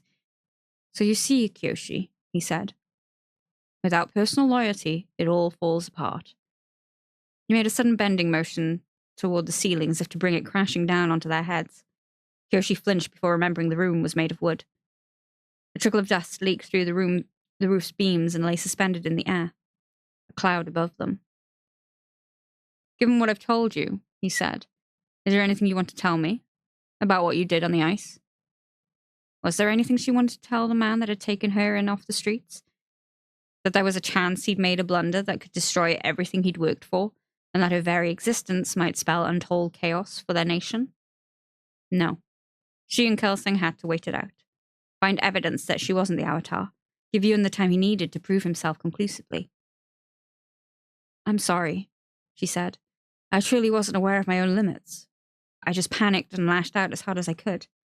Rangi told me she often firebends stronger when she's angry. Maybe it was like that. Zhang Shu smiled again, the expression calcifying on his face. He clapped his hands to his knees and pushed himself up to standing. You know, he said, I fought Dao Fei like Tagaka across the length and breadth of this continent for so long that the one thing I've learned is that they're not the true problem. They're a symptom of what happens when people think they can defy the Avatar's authority, when they think the Avatar lacks legitimacy. He peered down at Kyoshi. I'm glad there's at least one more powerful Earthbender who can fight on my side. Despite what I said earlier, I'm only a stopgap measure, a substitute. The responsibility of keeping the Earth Kingdom stable and in balance with the other nations rightfully belongs to the Avatar. The unrelenting pressure of his statements became so great that Kyoshi instinctively tried to shift the weight onto someone else. Should have been Kuruk dealing with the Dao Fei, she blurted out. Shouldn't it? Zhang Shu nodded in agreement. If Kuruk were alive today, he'd be at the peak of his powers. I blame myself for his demise. His poor choices were my fault. How could that be? Because the person who has the greatest responsibility to the world, after the Avatar, is the person who influences the way the Avatar thinks. I taught Kuruk earthbending, but I didn't teach him wisdom. I believe the world is still paying for my mistake in that regard. Zhang Shu paused by the door as he left. Yun is down the hall. Cal sang across from him. You should rest more, though. I would hate to see you not well. Kyoshi waited until he was gone. Enough time for him to exit the infirmary completely. Then she burst out of bed. She pounded down the hallway, rattling the planked floor, and after a frantic moment of hesitation, entered the Avatar's room first. Yun sat in a chair next to a copper bathtub with his right sleeve rolled up to his shoulder. His arm rested in the steaming water. Rangi stood behind him, leaning on the windowsill, staring at the far corner. Keep telling the healers I don't have frostbite, Yun said. This must have scared them. He raised his dripping hand. It was still stained with black ink, giving it a pallid, necrotic look. Yun picked up a teapot of hot water from the floor and poured it carefully into the bath to maintain the temperature. He dunked his hand back under the surface and swirled it around. Kyoshi's first instinct was to run over to them and embrace them joyfully, to thank the spirits that they were alive. To see a bit of that happiness reflected back in their eyes. The three of them had made it home, safe, together. But Yun and Rangi looked like their minds were still floating somewhere in the Southern Ocean, vacant and distracted. What happened? Kyoshi asked. Is everyone okay? Is Kelsang hurt badly? Yun waved at her with his dry hand to be quiet. Master Kelsang is sleeping, so we should keep it down. As if she was the biggest detriment to Kelsang's health right now. Fine, she hissed. Now will you tell me what happened? We lost a lot of the guardsmen, Yun said, his face shifting with pain. Tagaka's hidden waterbenders dropped an avalanche on them. Rangi and Heiran managed to save those they could by burning through the side of the iceberg after it thinned. Rangi didn't budge at the mention of her name. She refused to lift her head, let alone speak. They freed me. And between us, we managed to knock Tagaka out, Yun went on. Losing their ships and seeing their leader defeated was too much for the rest of the Fifth Nation forces, and they fled. You should have seen it. Pirates clinging to wreckage while waterbenders propelled them away. The loss of dignity probably hurt more than the falling rocks. What happened to Tagaka? Kyoshi asked. She's in the brig of an Earth Kingdom caravan heading to the capital, where she'll be taken to the prisons at Lake Laogai, he said. I don't know what they're going to do about the lake part of it if she can waterbend like that, but I have to assume at least someone in the Earth King's administration has a plan. In the meantime, the Fifth Nation is no more. At her look of confusion, Yun gave her the exact same wan, forced smile that his master did a few minutes ago. The ships have been damaged beyond repair, he explained. Tagaka said it herself. Her power lies in her fleet. After what you did, it'll be nearly impossible for her successors to rebuild. They won't pose a threat to the Earth Kingdom anymore. Kyoshi supposed that was true, and that she should be happy to hear it. But the victory rang hollow. What about the captives? Zhang Shu caught one of her lieutenants and interrogated their location out of him, Yun said. Aram pulled a few strings. Well, maybe more like a whole rope. Now the Fire Navy is mounting a rescue operation in an act of goodwill. It'll be the first time they've been allowed to fly military colours in the Eastern Sea since the reign of the 22nd Earth King. He was giving her answers, but nothing else. No emotion she could hook her fingers around. Hadn't he wanted her there as a confidant? Someone who would be awed by his successes? You did it, she said, hoping to remind him. You saved them. In her desperation, she borrowed a line from the imaginary voice that had spoken to her on the ice. People will talk about this for ages to come, she said. Avatar Yoon, who saved whole villages. Avatar Yoon, who went toe-to-toe with the pirate queen of the Southern Ocean. Avatar Yoon... Kyoshi, stop it, Rangi cried out. Just stop. Stop what? Kyoshi yelled, feeling nearly sick with frustration. Stop pretending like everything's the same as it was, Rangi said. We know what you and Kelsang were hiding from us. The floor spiraled away from Kyoshi's feet. Her foundations turned to liquid. She was grateful when Rangi marched up to her and planted an accusing finger on her chest. It gave her a point to stabilize on. How could you keep that from us? The firebender shouted in her face. Was it funny to you, making us look like fools? Knowing there's a chance that all our lives are a gigantic lie? Kyoshi couldn't think. She was enfeebled. It wasn't... Rangi's finger began to heat up and smoke. What was your angle, huh? Were you trying to discredit Yoon? Jiangsu, maybe? Do you have some kind of twisted secret desire to see the world fall apart at the seams? The burn reached her skin. She didn't pull away. Maybe she deserved to be punched straight through, a red-hot hole in her chest. Answer me! Rangi screamed. Answer me, you... Kyoshi closed her eyes, squeezing out tears and readied herself for the blow. It never came. Rangi stepped back, aghast, hands covering her mouth, realizing what she was doing, and then barreled past Kyoshi out the door. The room swayed back and forth, threatening to force Kyoshi down on all fours. Yoon stood up, navigating the thrashing floor with ease. He came closer, his lips parting slightly. She thought he was going to whisper something reassuring in her ear. And then he sidestepped her, slid right by, with a layer of empty space between them as impenetrable as steel. She had one more stop to make. Kelsang was waiting for her, propped up to a sitting position in his bed. There was a half-eaten bowl of seaweed soup on his bedside table, a remedy for blood loss. His skin was paler than the bandages swaddling his torso. Even the blue of his arrows seemed faded. We woke you up.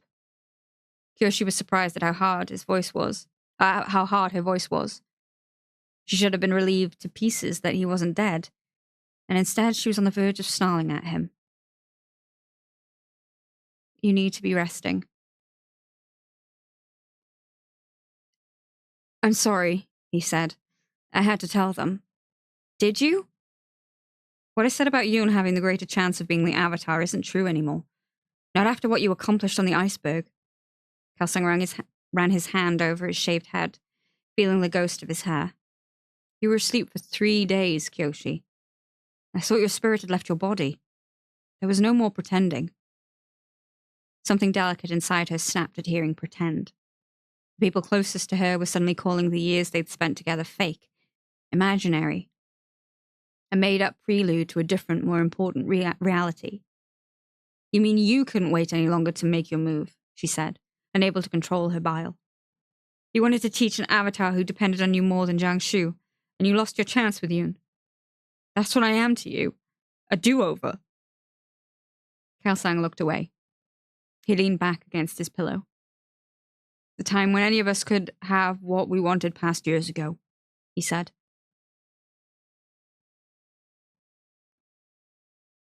Desperate measures. If she needed evidence things were different now, the food was enough. On days when Kyoshi had time to eat breakfast, she usually helped herself to a bowl of juk from the communal pot bubbling away in the kitchen, garnished with whatever dried-out scraps from the upstairs table Auntie Mew deemed fit to save from the previous night. Today, another servant surprised her outside her door and led her to one of the dining halls reserved for guests. The room she sat in by herself was so big and empty that drinking her tea made an echo. The grand Zaitan table held such an array of boiled, salted, and fried delicacies that she thought the place setting for one had to be a mistake. It was not. Without knowing which of the children under his roof was the avatar, Zhang Shu seemed to have decreed that Kyoshi was to be fed like a noble until he figured it out. She tried to accommodate his generosity, but a small bite of each artfully arranged dish was all she could manage with her rice, including, she noted with chagrin, the spicy pickled kelp she'd carried to the house herself, now nestled in a lacquered saucer. The waiter checked back in. "Is mistress finished?" he asked with a bowed head. "Rin, I went to your birthday party," Kyoshi said. "I chipped in for that comb you're wearing." The girl shrugged. "You're not to show up for work anymore. Master Zhang Shu wants you to be in the training grounds in an hour." "Well, what am I supposed to do until then?" "Whatever mistress wishes." Kyoshi staggered out of the dining room like she'd taken a blow to the head. Leisure? What kind of animal was that? She didn't want anyone to see her up and about the house. Oh, there's Kyoshi, taking in the flowers. There she goes now, pondering the new calligraphy from the air temple. The prospect of being on display horrified her. In lieu of a better option, she ran to the small library where she'd spoken to Kelsang and latched the door behind her. She hid there, alone with her dread, until the appointed time came. Kyoshi was as unfamiliar with the flat stone expanse of the training ground as she would have been with the caldera of a Fire Nation volcano. Her duties never brought her here. Zhang Shu waited in the middle of the courtyard for her, the scarecrow monitoring a field. "Don't bother with that anymore," he said when she bowed deeply like a servant. "Come with me." He led her into one of the side rooms, a supply closet that had been hastily emptied of its contents. Straw dummies and earthbending discs had been tossed without care outside, irking her sense of organization. Inside, Heiran waited for them. "Kyoshi," she said with a warm smile. "Thank you for humoring us. I know it's been a trying past couple of days for you." Kyoshi felt like there would be no end to the awkwardness. Despite her friendship with Rangi, she and the headmistress were more distant than she and Zhang Shu. Heiran was acting much friendlier than she'd expected, but Kyoshi looked down and noticed that the woman had been pacing trails in the dusty floor. Rangi often did that when she was upset. "I'll help in any way I can," Kyoshi said, her throat feeling suddenly parched. Her tonsils stuck to the back of her tongue, causing her words to catch in her mouth. "Sorry, that's my doing," Heiran said with a gentle laugh. "I dried the air out in this room for an exercise. Please, sit." There were 2 silk cushions borrowed from the meditation chamber on the floor. Kyoshi was horrified at the finery thrown onto the dirty ground, but she took a position across from Heiran anyway. She was keenly aware of Zhang Shu standing behind her, watching like a bird of prey. "We perform this test on newborns in the Fire Nation to see if they're capable of firebending," Heiran said. "We have to know about our children quick, as you can imagine, or else they risk burning the neighborhood down." It was a joke, but it made Kyoshi more nervous. "What do I have to do?" "Very little." Heiran reached into a pouch and pulled out what appeared to be a ball of tinder. "This is shredded birch bark and cotton mixed with some special oils." She fluffed the material with her fingers until it was wispy and cloud-like. "You just need to breathe and feel your inner heat. If the tinder lights, you're a firebender. And therefore the avatar." "You're certain this will work?" Heiran raised an eyebrow. "Newborns, Kyoshi. It's essentially impossible for a true firebender not to make some indication with this method. No, hush. I need to get a little closer to you." She held the tinder puff under Kyoshi's nose as if she was trying to revive her with smelling salts. "Relax and breathe, Kyoshi. Don't put effort into it. Your natural fire, your source of life, is enough. Breathe." Kyoshi tried to do as she was told. She could feel the strands of cotton tickling her lips. She took in deep lungfuls of air, over and over. "I'll help you along," Heiran said after 2 minutes without results. The air around them grew hotter, much hotter. Trickles of sweat ran down Kyoshi's face, drying out before they reached her chin. She was desperately thirsty again. "Just a tiny spark." Heiran sounded like she was pleading now. "I've done most of the work. Let loose. The slightest push. That's all I'm asking for. Your thumb on the scale." Kyoshi tried for 10 more minutes straight before she collapsed forward, coughing and hacking. Heiran crumpled the tinder in her fist. A puff of smoke drifted between her fingers. "It takes children, babies, a few seconds at most under these conditions," she said to Zhang Shu. Her voice was unreadable. Kyoshi looked up at the two masters. I don't understand, she said. Didn't Yoon already pass this test? Zhang Shu didn't answer. He turned around and stormed out of the room, slamming his fist into the frame as he left. The earth-bending disc stacked by the door exploded into dust. Someone had seen Kyoshi coming and going from her new hiding place in the secondary library and ratted her out. There was no other way Yoon would have found her, curled up beside a medicine chest that had over 100 little drawers, each carved with the name of a different herb or tincture. Yoon sat down on the floor across from her, leaning his back against the wall. He scanned over the labels next to her head. Feels like way too many of these are cures for baldness, he said. Despite herself, Kyoshi snorted. Yoon tugged on a strand of his own brown hair, perhaps thinking ahead to the day he'd have to join the air nomads for airbending training at the northern or southern temple. They wouldn't force him to shave it off, but Kyoshi knew he liked to honor other people's traditions. And he'd still be good-looking anyway. But then, maybe he would never get the chance, Kyoshi thought miserably. Maybe it would be stolen from him by a petty thief who'd burrowed into his house under the guise of being his friend. He seemed to pick up on her swell of self-hatred. Kyoshi, I'm sorry, he said. I know you never meant for this to happen. Rangi doesn't. Saying it out loud made her feel ungrateful for his forgiveness. She could count on Yoon's easygoing nature and inability to hold a grudge, but if Rangi truly believed Kyoshi had wronged them, then there was no hope. It was clear. Kyoshi needed both of them in order to feel whole. She wanted her paired set of friends put back in its original place, before the earthquake had knocked everything off the shelf. This state of not knowing they were trapped in a plane of spiritual punishment, separating them from their old lives like a sheet of ice over a lake. Rangi'll come around, Yoon said. She's a person of faith, you know? A true believer. It's hard for someone like her to deal with uncertainty. You have to be a little patient with her. He caught himself and twisted his lips. What is it? Kyoshi said. Nothing. I was just acting like Sifu for a second there.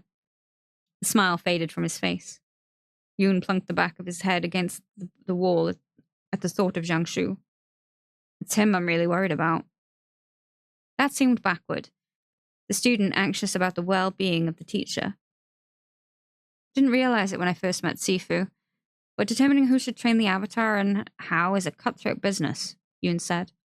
You'd think the masters of the world are these benevolent, selfless old men and women, but it turns out that some of them simply want to use the avatar's power and reputation to profit themselves.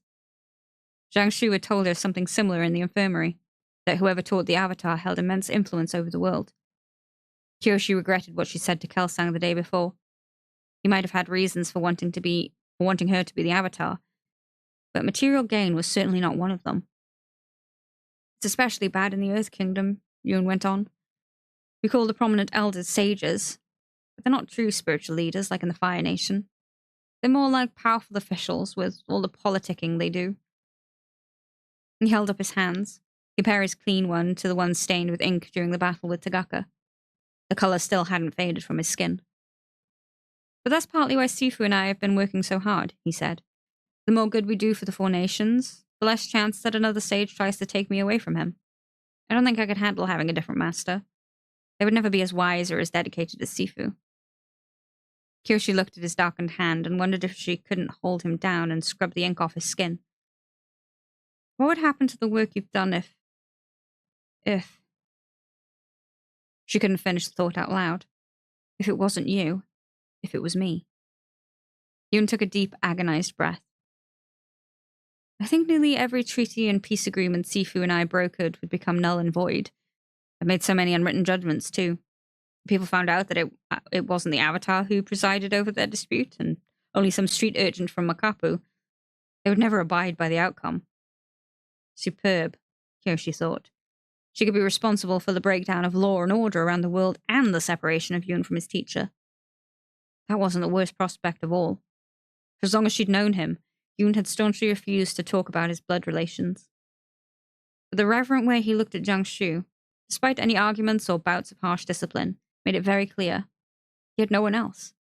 Zhang Shu was both his mentor and his family. Kyoshi knew what it was like to founder alone in the dark, grasping for edges that were too far away, without a mother or father to extend a hand and pull you to safety. The pain of having no value to anyone, Nothing to trade for food or warmth or a loving embrace. Maybe that was why she and Yoon got along so well.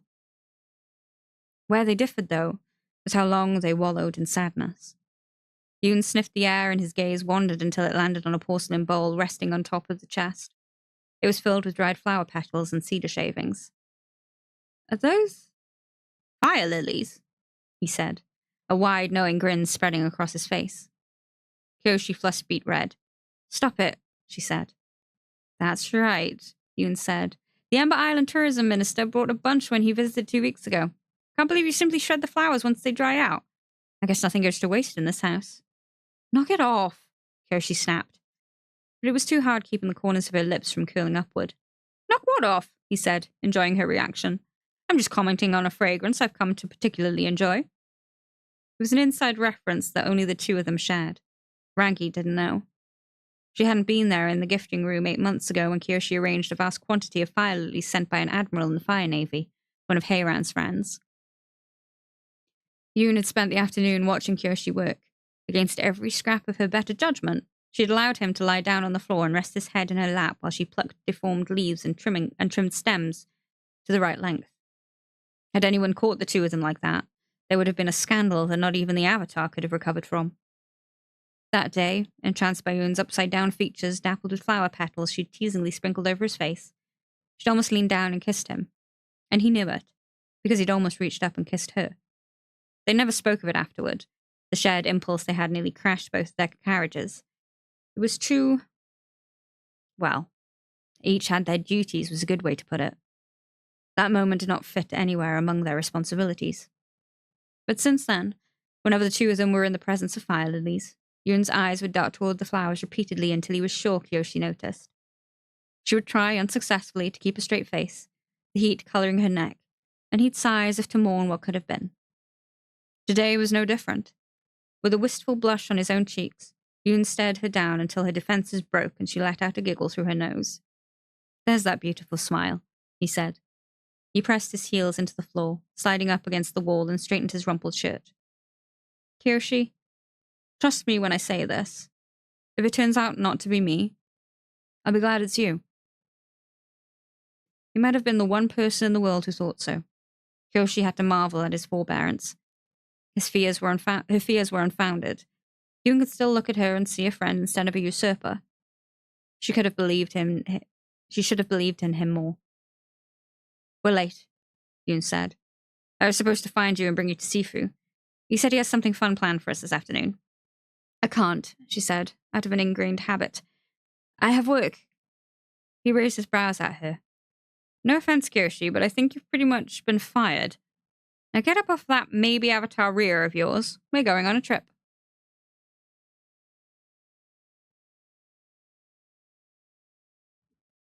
The spirit. "Master Kelsang needs more time to heal," Jiangxu said over his shoulder. "In the meanwhile, we can perform a spiritual exercise that might shed some light on our situation. Think of it as a little earthbenders only outing." He adjusted Peng Peng's course, the breeze blowing her tufts of fur in a new direction. The group was the unusual combination of Jiangxu, Yoon, and Kyoshi. They'd borrowed Kelsang's bison, leaving Rangi and Heiran behind. There should have been nothing wrong with the concept of 3 Earth Kingdom natives bonding over their shared nationality, but Kyoshi found it unnerving.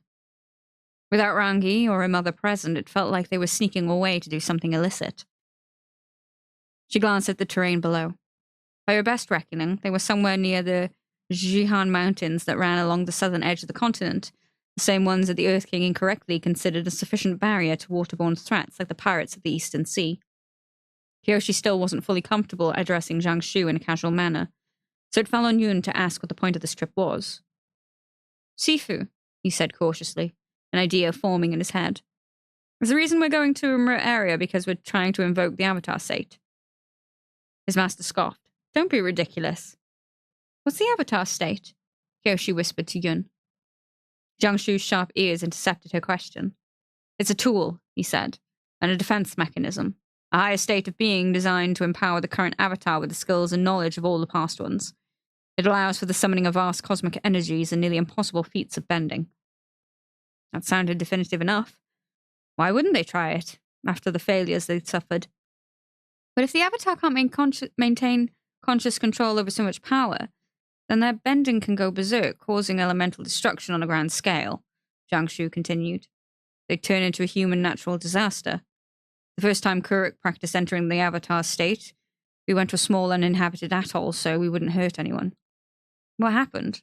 Yun said. Well, after his eyes stopped glowing and he came down from floating 20 feet in the air inside a sphere of water, the island wasn't there anymore, Jiang Shu said. The rest of us survived by the skin of our teeth. So no, we're not triggering the Avatar state. I shudder to think what would happen if an Earthbender started hurling landmasses left and right with abandon. You took them lower. The westward side of the mountainous ridge was dotted with empty mining settlements. Scrapes of brown dust spread from the operating sites like an infection, eating into the tree line and displacing the natural vegetation. Kyoshi looked for signs that the land was growing back. The scars were permanent. The wild grasses kept a strict cordon around the areas touched by the miners. Jiang Shu set Peng Peng down for a landing in the center of a mud-walled hamlet. Whoever originally earthbent the structures into shape had been so sloppy that it seemed intentional, as if to remind the occupants that they weren't going to stay long. Kyoshi was surprised they didn't cause any further collapses by jumping down from the bison. This is an important locus of earth and spiritual energy, Jiang Shu said. Yun dug his toe into the dust as he surveyed their surroundings. It looks more like a wasteland. It's both. We're here to commune with a particular spirit roused from its slumber by the devastation. I'm hoping one of you can help ease its suffering. But talking with spirits is no guarantee, Yun said. I've read of past avatars who've had trouble with it. And then there's people like Master Kelsang who have been able to communicate with the spirits effortlessly at times. I didn't say the method was perfect, Jiang Shu snapped. If it was, I'd have used it on you long ago. Yun frowned and bit back more questions. Kyoshi was glad that he shared her apprehension at the very least. The desolate town was eerie, the bones of a once living thing. But on the other hand, she was slightly comforted by the knowledge that it would all be over soon. She knew nothing about spirits. In her opinion, being spiritual simply meant acknowledging the power of forces you couldn't see and coming to terms with the fact that you didn't have control over every aspect of your life. The rituals of food and incense placed at sacred shrines were gestures to that worldview.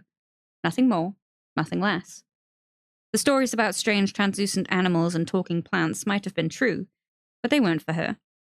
The Avatar was the bridge between the human world and the spirit world, and whatever test Jiang Shu had in mind would settle the matter.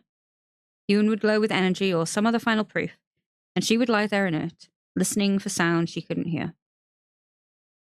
After leaving Peng Peng with some dried oats to chew, they walked up the slope of a mountain on a tiny path that ran alongside a gouged-out sluice canal. It was steep going, and Yun remembered there was a faster way to climb. I could make a lift and— Don't, Jiang Shu said. Eventually, the incline revealed a large terrace carved into the mountain. It was bigger than the entire settlement below, and it had been constructed with more care. It was perfectly level, and empty post holes indicated it had once held some very heavy equipment. Go sit in the middle, Jiang Shu told them. Kyoshi felt the same prickle on the back of her neck as she did when stepping onto the iceberg with Tagaka. It made little sense, seeing as how she was surrounded by her native element. Come on, Yun said to her. Let's get this over with. He seemed to have a better understanding of how this might escalate. She followed him to the center of the terrace. It's not the solstice, but it is almost twilight, Jiang Shu said. The time of day when spiritual activity is at its highest. I will guide you to in meditation. Yun, help her if she needs it. Kyoshi had never meditated before. She didn't know which leg you folded over the other or how your hands were supposed to touch. Fists pressed together or thumb and forefinger. You've basically got it, Yun said after they sat down. Tuck your tailbone in a bit more and don't hunch your shoulders. He stayed facing her, taking up his own pose not too far off. She could have reached out and poked him. Jiang Shu produced a small brazier and a stick of incense, which he placed between them. Someone help me light this with firebending, he said. They stared blankly at him. It was worth a shot, Jiang Shu said. He lit the incense with a precious sulfur match and backed away until he reached the edge of the terrace, positioned like the high mark of a sundial. The air took on a sweet, medicinal note. Both of you, close your eyes and don't open them, Jiang Shu said. Let go of your energy. Let it spill from you. We want to let the spirit get a taste of it, so to speak, so it knows it can come forth. Kyoshi didn't know how to control her energy, but if Zhang Shu was telling her to throw away the idea of containing herself, to stop minimizing the space she took up, to let herself grow and rise to her full dimensions, it felt wonderful. The next exhalation she made seemed to go on forever, drawing from a reservoir inside her that had no end. Her sense of balance ran wild, the pull of the earth coming from each and every direction in turn. She swayed within the stillness of her own body. Her eyelids were the theatre of the blank. A rasping noise came from the mountain, the sound of millstones with no grain between them. "Don't open your eyes," Zhang Shu said softly. "Hear sounds, smell smells. Take note of them naturally and let them pass, without opening your eyes." The breeze picked up for a moment, dispersing the incense smoke. In the time it took to settle back down, Kyoshi thought she detected a whiff of something damp, almost fungal. It wasn't so atrocious as it was familiar. Familiar to whom? She thought, giggling silently as the incense took over again. "You know what would be funny," she said, "if it was, neither of us." "Kyoshi," Yun said. His voice sounded slurred. "I need to tell you something important. Me and you." She tried to speak again, but her tongue was too big for it. Zhang Shu hadn't told him to shut up yet. That was weird. Zhang Shu was Master Shut Up. Was he okay? She had to check if he was okay. It was her duty as a member of his household. She disobeyed and peeked. Yun was meditating peacefully. Had he spoken at all, or had she imagined it? She tried to turn her head towards Zhang Shu, but went the wrong way, looking at the mountain instead. A hole had been opened in the rock, a tunnel of pitch darkness. In its depths, a great glowing eyeball stared back at her. Her shriek caught in her throat. She tried to scramble away, but her muscles failed as if her joints had been sliced by a butcher. Nothing connected to anything. The eye floating in the mountain was the size of a wagon wheel. It had a sickly, luminescent tinge of green. A web of pulsing veins gripped it tightly from behind, giving the sphere an angry appearance, as if it would burst under its own pressure at any moment. It swiveled over to look at her, a futile struggle catching its attention. "Yun!" her mind screamed. He wasn't moving. His breathing was slow and labored. Zhang Shu was unfazed by the horrific sight before them. "Father Glowworm," he called, out in greeting. A cordial, mellifluent voice rumbled from deep within the mountain, the echo concentrated by the walls of the tunnel. "Architect, it's been so long." The eye darted between the three of them. "What have you brought me?" "A question." The spirit sighed, a low, nauseating hum that Kyoshi felt in her bones. "That chatty little upstart Co. Every human thinks they can march up to the oldest and wisest of us and demand answers. I thought you had more respect, Architect." Zhang Shu stiffened. "This is an important question. One of these children is the Avatar. I need you to tell me which one." The spirit laughed, and it felt like the earth bounced. "Oh my, the physical world is in poor shape indeed. You do know I'll need their blood." Kyoshi thrashed back and forth, but whatever Zhang Shu had drugged them with rendered her flailing into mere twitches of movement, her cries into halting breaths. Yun's eyes opened, but only by the smallest degree. "I know," Zhang Shu said. "I've read Kirk's private journals. But you've tangled with many of the Avatar's past lives, and must have the unerring judgment of a great and ancient spirit such as yourself." A carpet of slime spilled from the hole in the mountain, flowing over the terrace. It was the same mouldy, rotting green as the eye, and it reached towards Yun and Kyoshi in tendrils, the shadows of fingers against a curtain. There was a scraping noise against the stone floor. It came from pointed flecks of debris floating in the wetness, bone-yellow roots and crowns. The slime was full of human teeth. Kyoshi was so scared that she wanted to die. Her heart, her lungs, her stomach had been turned into instruments of torture, clawing and biting against each other like frenzied animals. She wanted to reach the void, pass into oblivion. Anything to end this terror. As the ooze reached for her knee, Yun opened his eyes. Summoning his strength, he lunged at Kyoshi, shoving her away, throwing his body between her and the spirit. He choked in surprise as the rasping slime shot underneath his clothing. A damp crimson spot bloomed on the back of his shirt. Kyoshi's foot lay next to the brazier of incense. A meager contribution after what Yoon did, but she screamed with her whole body this time, instead of her vocal cords, and kicked at the little bronze vessel. The burning ash landed on the slime and fizzled out. The plasm nearest them shrank from the heat, and the spirit hissed angrily. Yoon struggled to his knees beside her. "I'm surprised you can move," Zhang Shu said to him, more impressed than anything else. "Poison training," Yoon spat through clenched jaws. "With Sifu Amak, remember? Or did you forget every darker exercise you put me through?" They were distracted from the slime regrouping, wrapping around Kyoshi's ankle until it latched on tight and ground away, sanding her skin off with the rows of teeth. Her blood formed clouds inside the living mucus. Yoon saw her writhe in pain. He grabbed her hand and tried to pull her away from the spirit, their palms clasped hard enough that Kyoshi felt their bones roll over each other. But the tendril held her fast, tasting her, lapping at her wound. "It's this one," the spirit said. "The girl. She's the avatar." Kyoshi and Yoon were looking at each other in the eye when it happened, when she saw Yoon's spirit break inside him. He had been lying to her with his body and his smile and his words this whole time. He thought it was him, truly and utterly. He'd never once entertained the notion that it might not be him. Any kindness and warmth he'd shown to Kyoshi since the iceberg hadn't been signs of his acceptance. They'd been layers of armor that he furiously assembled to protect himself. And that armor had failed.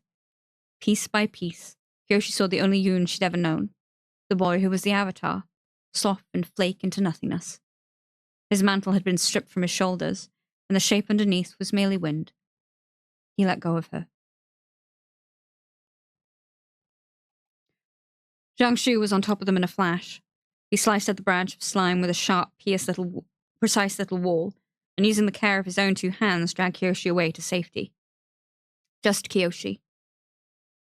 He laid her on the ground and turned around, but it was too late. The spirit slime reared into the air between them and Yun, a snake guarding its prey. The eyeball in the tunnel swelled with fury. "You call me forth, ask for my boon, and then assault me?" Its roar nearly shattered the bones in Kyoshi's ears. "Yoon," she tried to shout. "Run! Fight! Save yourself! The Avatar, it never meant anything!" Zhang Shu took an earthbending stance, cautiously settling his feet the way a swordsman might slowly go for his blade. "I couldn't risk you taking your revenge on Kirk's reincarnation. You had your blood, Father Glowworm.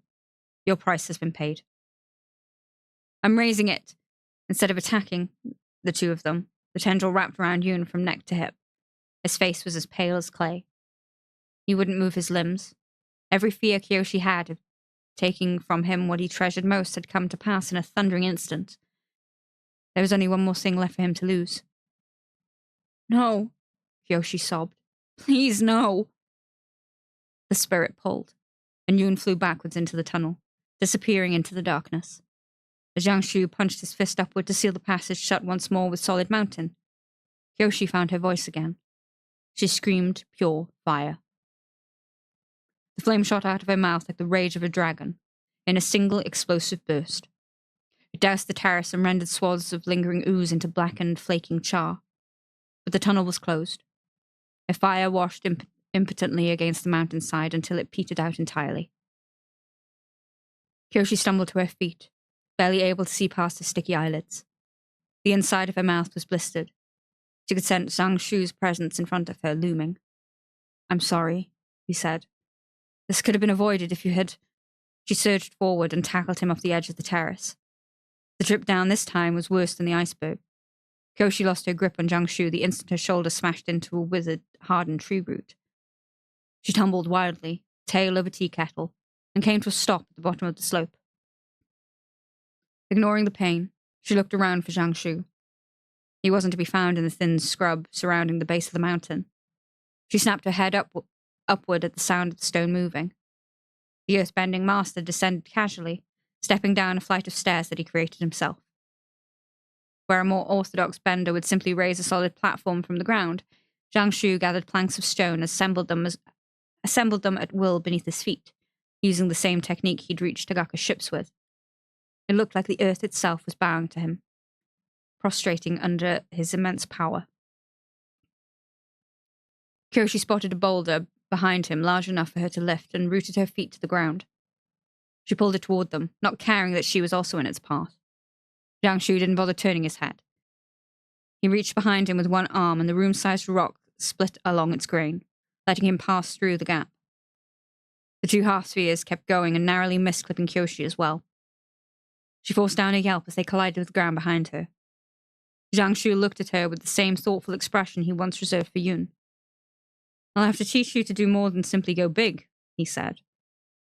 Kyoshi tried the only other basic tactic she knew of, breaking the opponent's foundation. She aimed her intent at the base of the stairs. She'd take them out along with a huge chunk of the slope. But after rooting herself again and throwing the mother of all arrow punches at the mountainside, the only movement she got was a geyser of dust. The stairs barely trembled. She tried again, and again. Jiang Shu was taking deeper stances now, spiraling his arms in time with hers, and suddenly she knew why. He was reading her, smothering each movement of earth she attempted, nulling her out. She was a child pulling on a door an adult was holding closed. Jiang Shu stepped right in front of her, his platform raising him up so that he was eye level with her. Aside from the dust in his clothes, he could have been leaving a meeting in his house. She'd been unable to touch him in the slightest. "Kyoshi," he said with a warmth that made her sick to her stomach. "You are the Avatar. Don't you know what that means? The responsibility that you now have?" He ran a hand through his hair and bared his teeth like he regretted what kind of bushes he'd planted in his garden. "Kyoshi, I'm not a fool, and neither are you. We're not going to pretend you'll ever truly forgive me for what happened to you. What I'm asking you to do is weigh our loss against the future of the world. Don't let Yun's sacrifice be in vain. Embrace your duty, and let me teach you." "Yun's sacrifice? Our loss?" Her teeth crushed fresh wounds into her lips. She thought she'd known hate before. Hate had been a hollowness inside her, the dull ache that she'd been forced to cradle as she stumbled through the alleys of Yokoya, dizzy with hunger and sickness. Hate had been reserved for her own flesh and blood. But now she understood. True hatred was knife-edged and certain, a scale that begged for perfect balance. Yun lay on one side of the fulcrum. Her only responsibility in this life, as far as she was concerned, was to even the weight. She swore to herself. One way or another, she was going to know what Jiang Shu looked like when he did lose everything he held dear. Kyoshi hurled a fire fist, a move she knew nothing about. But whatever firebending she had in her had been used up. It came out as a normal punch, stopping short of his face. Seeing her so desperate to harm him cracked his mask of serenity. He frowned an ugly frown and clenched his fingers. Two small discs of stone slammed into Kyoshi's wrists from left and right. It happened so fast she didn't have time to flinch. The stones shaped themselves around her hands and joined each other in front of her body, forming a set of thick shackles. They were as snug as a bone doctor's splint and as unbreakable as iron. The bands of rocks rose into the air, taking her with them. Her shoulders clicked painfully under her own weight, and she writhed like an insect caught on sticky paper, madly kicking her feet without purchase. Jiang Shu held her like that, a carcass for inspection before slamming her back down.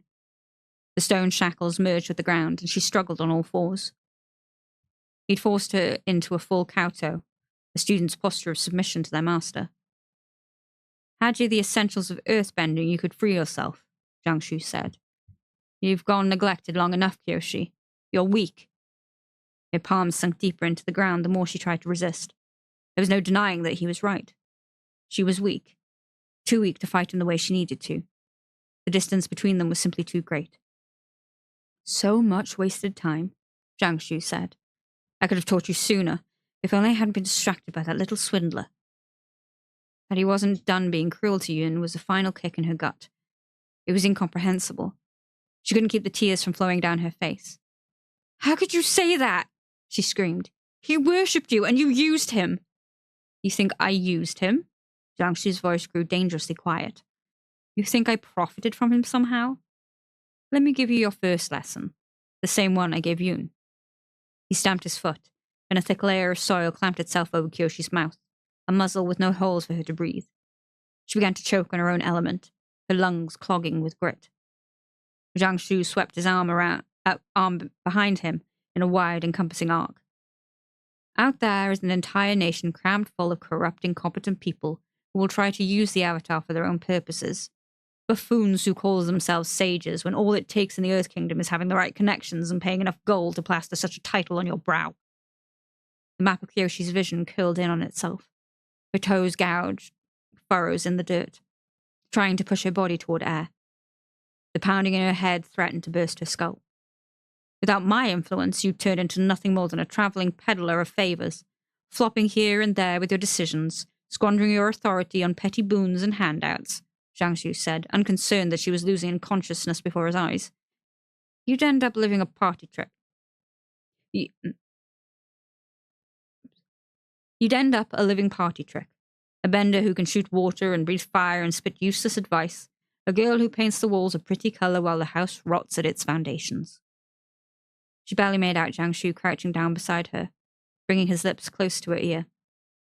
I have dedicated my life to making sure the next Avatar won't be used in such a manner, he whispered.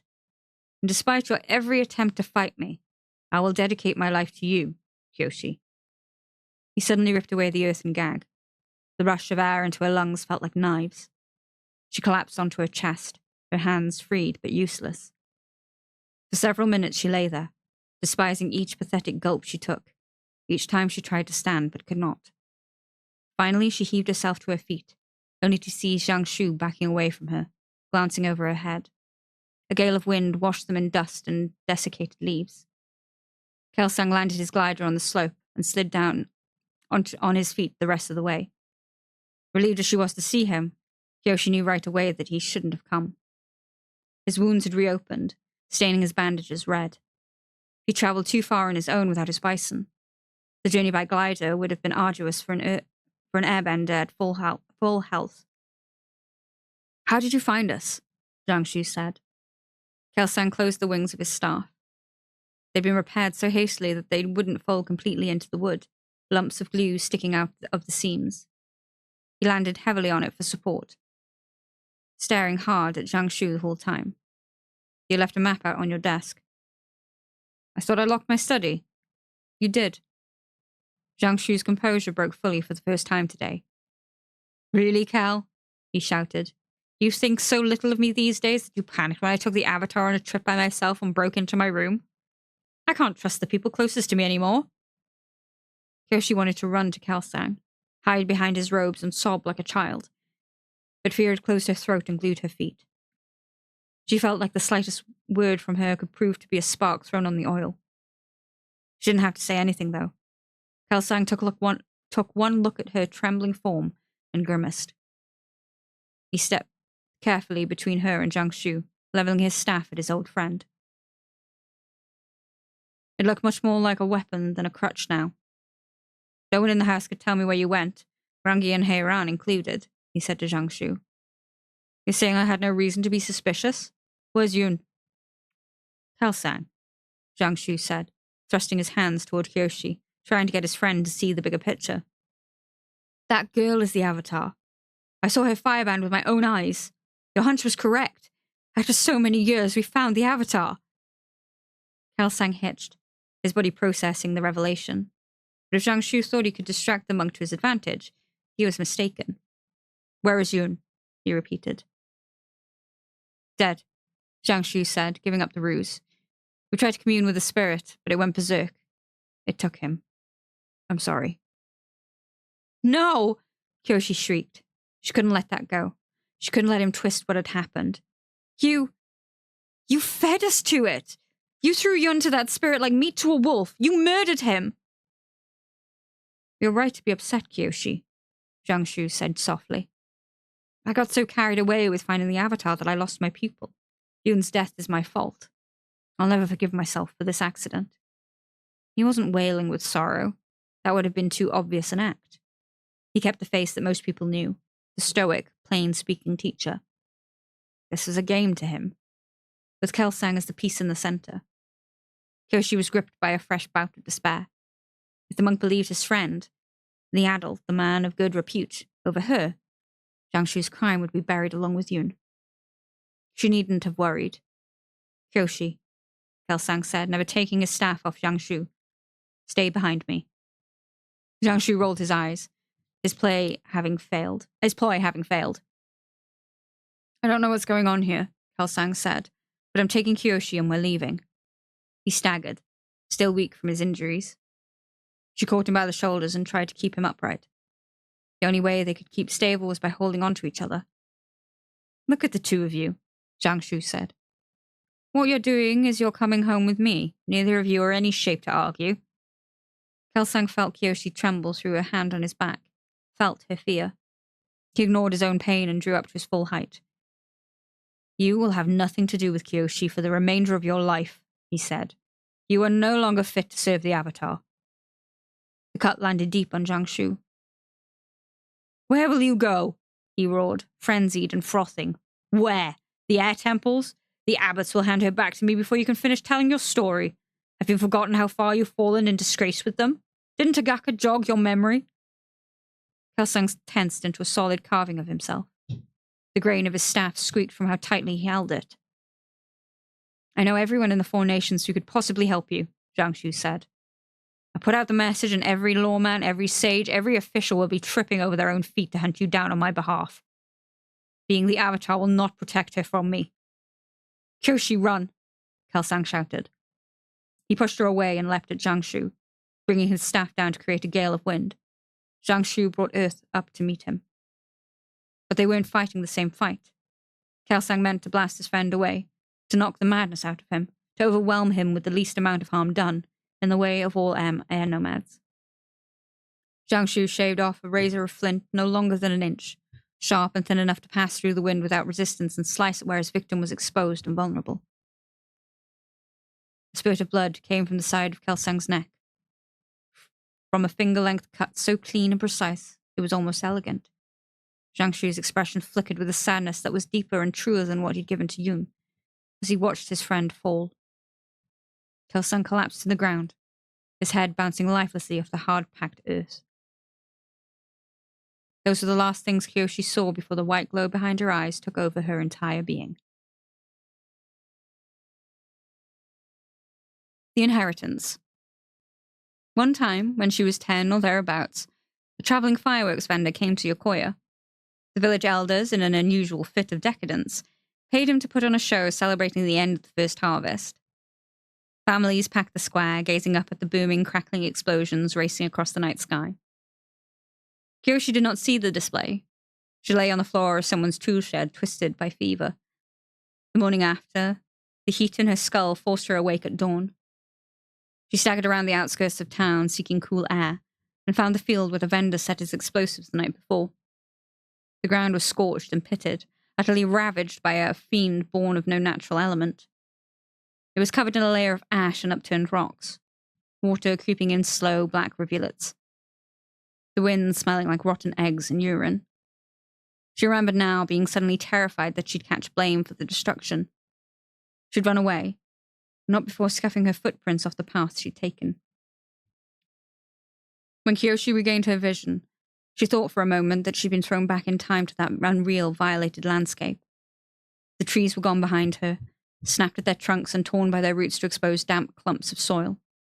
Before her, it was as if some great hand had tried to sweep away the mountainside in a convulsion of fear and shame. Deep rips crisscrossed the stone like claws. The hilltops had been pushed over, the traces of landslides pouring down from their crests. Kyoshi had the vague notion that she was too high up, and she couldn't see Kelsang anywhere. She'd wiped away his existence. There was an animal howl floating on the wind, the scream of rosin and warped strings. It came from her. Kyoshi dropped to the ground and lay there, her face wet with tears. She pressed her forehead to the earth, and her useless cries echoed back in her face. Her fingers closed around the dust, sifting for what she'd lost. It was her fault. It was all her fault. She'd pushed Kelsang away instead of listening to him, allowed cowardice to rule her thoughts and actions. Another source of light in her life was gone. She had nothing left, not even the air in her lungs. The heaving sobs coursing through her body wouldn't allow her to breathe. She felt like she was going to drown above water, a fate she would have accepted gladly. A just punishment for an unwanted girl who'd squandered her second chance. Kelsang, a miraculous, loving father, conjured from thin air, and she'd cursed him with death and ruin. There was a tremor in the distance. The rubble around a certain spot was sinking, parting. Someone had escaped the havoc she'd wrecked in the Avatar state by burrowing deep down in the earth. Now he was tunneling back to the surface, ready to claim his property. Kyoshi scrambled to her feet in a blind, wild panic. She tried to run in the direction they'd come, stumbling past landmarks she'd prayed she remembered correctly. The baked ruins of the mining villages were so similar in their crumbling appearance that, for a second, she thought she was caught in a loop. But then, right as her legs were about to give out, she found Peng Peng waiting where they'd left her. The bison took a whiff of Kyoshi and bellowed mournfully, rearing on her back 4 legs before crashing down hard enough to shake the dirt. Kyoshi understood. Maybe Peng Peng had felt his spiritual connection with Kelsang dissipate. Maybe Kyoshi simply smelled of his blood. "He's gone," she cried. "He's gone and he's not coming back. We have to leave now." Peng Peng stopped thrashing, though she looked no less upset. She allowed Kyoshi to climb on her back, using fistful of fur as a ladder, and soared into the air in the direction of home without being told. "Yokoya," Kyoshi corrected herself. "Not home. Never again home. Yokoya." She stayed back in the passenger's saddle. She was unwilling to straddle Peng Peng's withers in Kelsang's place, and the bison didn't need guidance for the return journey. From high up in the sky, she could see dark, rain-filled clouds approaching over the ocean in the opposite direction. If they flew fast enough, they could reach Yokoya before meeting the storm. "Hurry, please," she shouted, hoping Peng Peng could understand her desperation. They'd managed to strand Jiangsu in the mountains, but the man's presence felt so close behind, as if all he needed to do was reach his arm out for her to feel his hand clamping down on her shoulder. That same year she'd caught sick and suffered through the fireworks, Kelsang had returned to the village. He looked askant as a farmer who swore that Kyoshi had been well taken care of with the money he'd left behind. The weight she'd lost in her pallid skin told a different story. Afterward, Kelsang promised Kyoshi that he'd never leave her for so long again. But Kyoshi had long forgotten about any night she'd spent ill without medicine. She'd been more concerned with the new kite-flying craze that had taken a hold of the village children. For weeks, brightly coloured paper diamonds and dragons and gull wings had hypnotized her from the sky, dancing on the wind. Not surprisingly, as she hadn't the supplies or guidance to make one of her own. Kelsang noticed her staring longingly at the kites dotting the sky while they shared a meal outside. He whispered an idea in her ear. Together, they scavenged and spliced enough rope for him to tie one end around his waist. That afternoon, he took off soaring on his glider while Kyoshi held the other end from below. They laughed so loud they could hear each other across the great heights. For her, he was the biggest, fastest, best kite in the whole world. She'd misjudged the weather. The first drops of rain pattered on her cheek, waking her from her slumber of exhaustion. She and Peng Peng still had some ways to go when it quickly became a torrent that blotted out the sun. They narrowly managed to get down to Yokoya in time to avoid the lightning spreading its fingers across the sky. They arrived at the mansion. Kyoshi jumped off Peng Peng near the stables and landed ankle-deep in mud. She waded through the blinding rain to the house. The staff and the guests had been driven inside to their quarters. The ride had given her time to think, and she'd concluded that every decision from here on out was easy. In inevitability, she would follow into the darkness. The only person who could have made her falter was waiting inside the servants' entrance for her, under the archway of the wall. Rangi looked like she had confined herself to this area the entire day. She'd worn out a groove in the floor with her pacing back and forth. "Kyoshi, where were you?" Rangi said, a scowl on her face from having been left in the dark for so long. "What happened? Where are the others?" Kyoshi told her everything. About the powerful and terrible spirit that had identified Kyoshi as the Avatar. About the way Zhang Shu had offered June up as a sacrifice and murdered Kelsang when he came to rescue them. She even included how she'd entered the Avatar state. Rangi stumbled backward until she knocked her head against the support beam. "What?" she whispered. "That's not... What?" "That's what happened," Kyoshi said. She dripped rainwater on the floor, each plip another precious second lost. "I have to go. I can't stay here." Rangi started pacing again, running her fingers through the ends of her hair, which had fallen loose. "There's got to be a misunderstanding. An explanation. You said there was a spirit? It must have played tricks on your mind. That's been known to happen. Or maybe you simply got confused. Master Zhang Shu can't have... He wouldn't... She watched Rangi attempt to will a different reality into existence. It was the same trap Kyoshi had fallen into the day Kelsang told her she might be the Avatar. You've got to get to the bottom of this, Rangi said. When Zhang Shu gets home, we'll make him explain himself. We'll find out what really happened to Yun and Master Kelsang. Rangi, they're dead. I have to go. Throughout the journey back, Kyoshi had been thinking only about the shards of her life buried on that mountain. She'd forgotten there was still one more piece, and Rangi's stunned silence let her know she'd lost that too. Kyoshi pushed past her without saying goodbye and headed to her room. It was easy to fill a sack with her clothes. She barely had any. She was going to leave everything on her shelf behind. The thought of Kelsang made her grab the clay turtle and throw that in. The item that gave her pause was the beautiful green battle outfit that she'd worn on the Iceberg, and was now hanging on her wall. For some reason, Zhang Shu would let her keep it in her room. The thought of taking, of using, a gift from him made her insides clench. But she would need armor like that where she was going. A protective shell. She took it down, hastily rolled it up, and stuffed it in the sack. The leather journal went on top. She was truly grateful she'd never given in to her urge to destroy the book. In the past, it may have been incriminating evidence, but now it was a war plan. Tucking the bundle under one arm, she stooped down, grabbed the handle of her trunk with the other, and dragged it out into the hallway. The corners of the trunk screeched as they gouged out a trail in the polished wooden floors. She supposed the reason that no one stopped her was that they were scared. She saw the hems of robes disappearing around corners, frightened whispers behind closed doors as she passed. The guardsmen, she remembered, had been decimated on the Iceberg, and there had always been an undercurrent of suspicion in the way the other servants looked at her. Now her aberrant behavior must have pushed it over the edge into fear.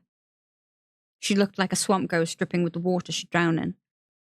She could only imagine what terrors her face held. Each fork in the hallway brought another flash of raw, saw-bladed pain to her heart, as if she were one of the target dummies in the courtyard, collecting jagged arrows with her body. The route she'd taken in her daily life unfolded down the corridors of the mansion, leading inevitably, over and over again, to the dead. The way to Yun's room, the one area he'd never let her clean, flustering over his privacy. The path to the little nook where Kelsang would meditate when the weather was too harsh. The grass where the three of them had spat watermelon seeds, only to run away when Auntie Moo yelled at them for making a mess. She would never tread these lines again. She would never arrive to see Yun and Kelsang's smiling faces at the end of their steps. By design, Kyoshi took the long way past the wood chopping station. The splitting maul was there, the wedge buried in the block. Kyoshi placed her bag between her teeth and picked up the maul with her free hand. The entire block came with it, stuck to the blade, so she smashed the whole agglomeration against the wall until the heavy tool was freed from the wood. She kept walking. Outside, the rain had doubled. The interval between lightning and thunder was non-existent. She dropped her bag and flung the heavy wooden trunk in front of her. It slid in the mud before coming to a stop. The chest had been a focal point for her anger in the past, collecting the flows of her hatred like the water barrels positioned under the gutters of the house. It had been left behind in Yokoya, like her, by the people who relegated her to the life of a starving, desperate, unloved creature for so many years before Kelsang came into her life. Her parents would have to take a lower place on the shelf for now. She had someone new to focus on. Another lightning flash illuminated which side of the iron the lock was on. Raising the maul high above her head with both hands, she swung it down, aiming for the weakest point. The wedge of the maul bounced off the metal. The trunk sank deeper into the mud. She struck it again, and again, and again. The thunder and rain drowned out her senses, leaving her with nothing but the painful vibrations rebounding up the haft of the maul into her hands. She struck again and felt a crunch. Rather than the lock breaking, the trunk had splintered where the metal was fastened to the wood. But it was open. Kyoshi tossed them all aside and raised the creaking lid. Inside were two ornate metal wall fans, the color of gold alloyed with bronze. The weapons were packed in a softer wood frame that held them open while protecting them from the rough treatment like the sort she'd just doled out. The headdress made out of the same material rested in between them. It complemented the fans by mounting smaller versions of them on a band, forming a semicircular crest at the forehead. Lastly, there was a plain leather pouch with a case that she knew contained makeup. A lot of makeup. She snatched each item from its moorings. The headdress and fans were much sturdier than they appeared. They were meant to be worn and wielded in combat, after all. They and their pouch went inside her bag. The trunk served no further purpose and would be left in the mud. With that, Kyoshi was finished. She was taken aback at how completely and utterly finished she was. How little she had put on display, how much she'd lost. Like the black night sky around the burst of a firework. She'd held on too hard to a treasure that might have been shaped like a home and a family, only to discover that a touch had dissolved it entirely.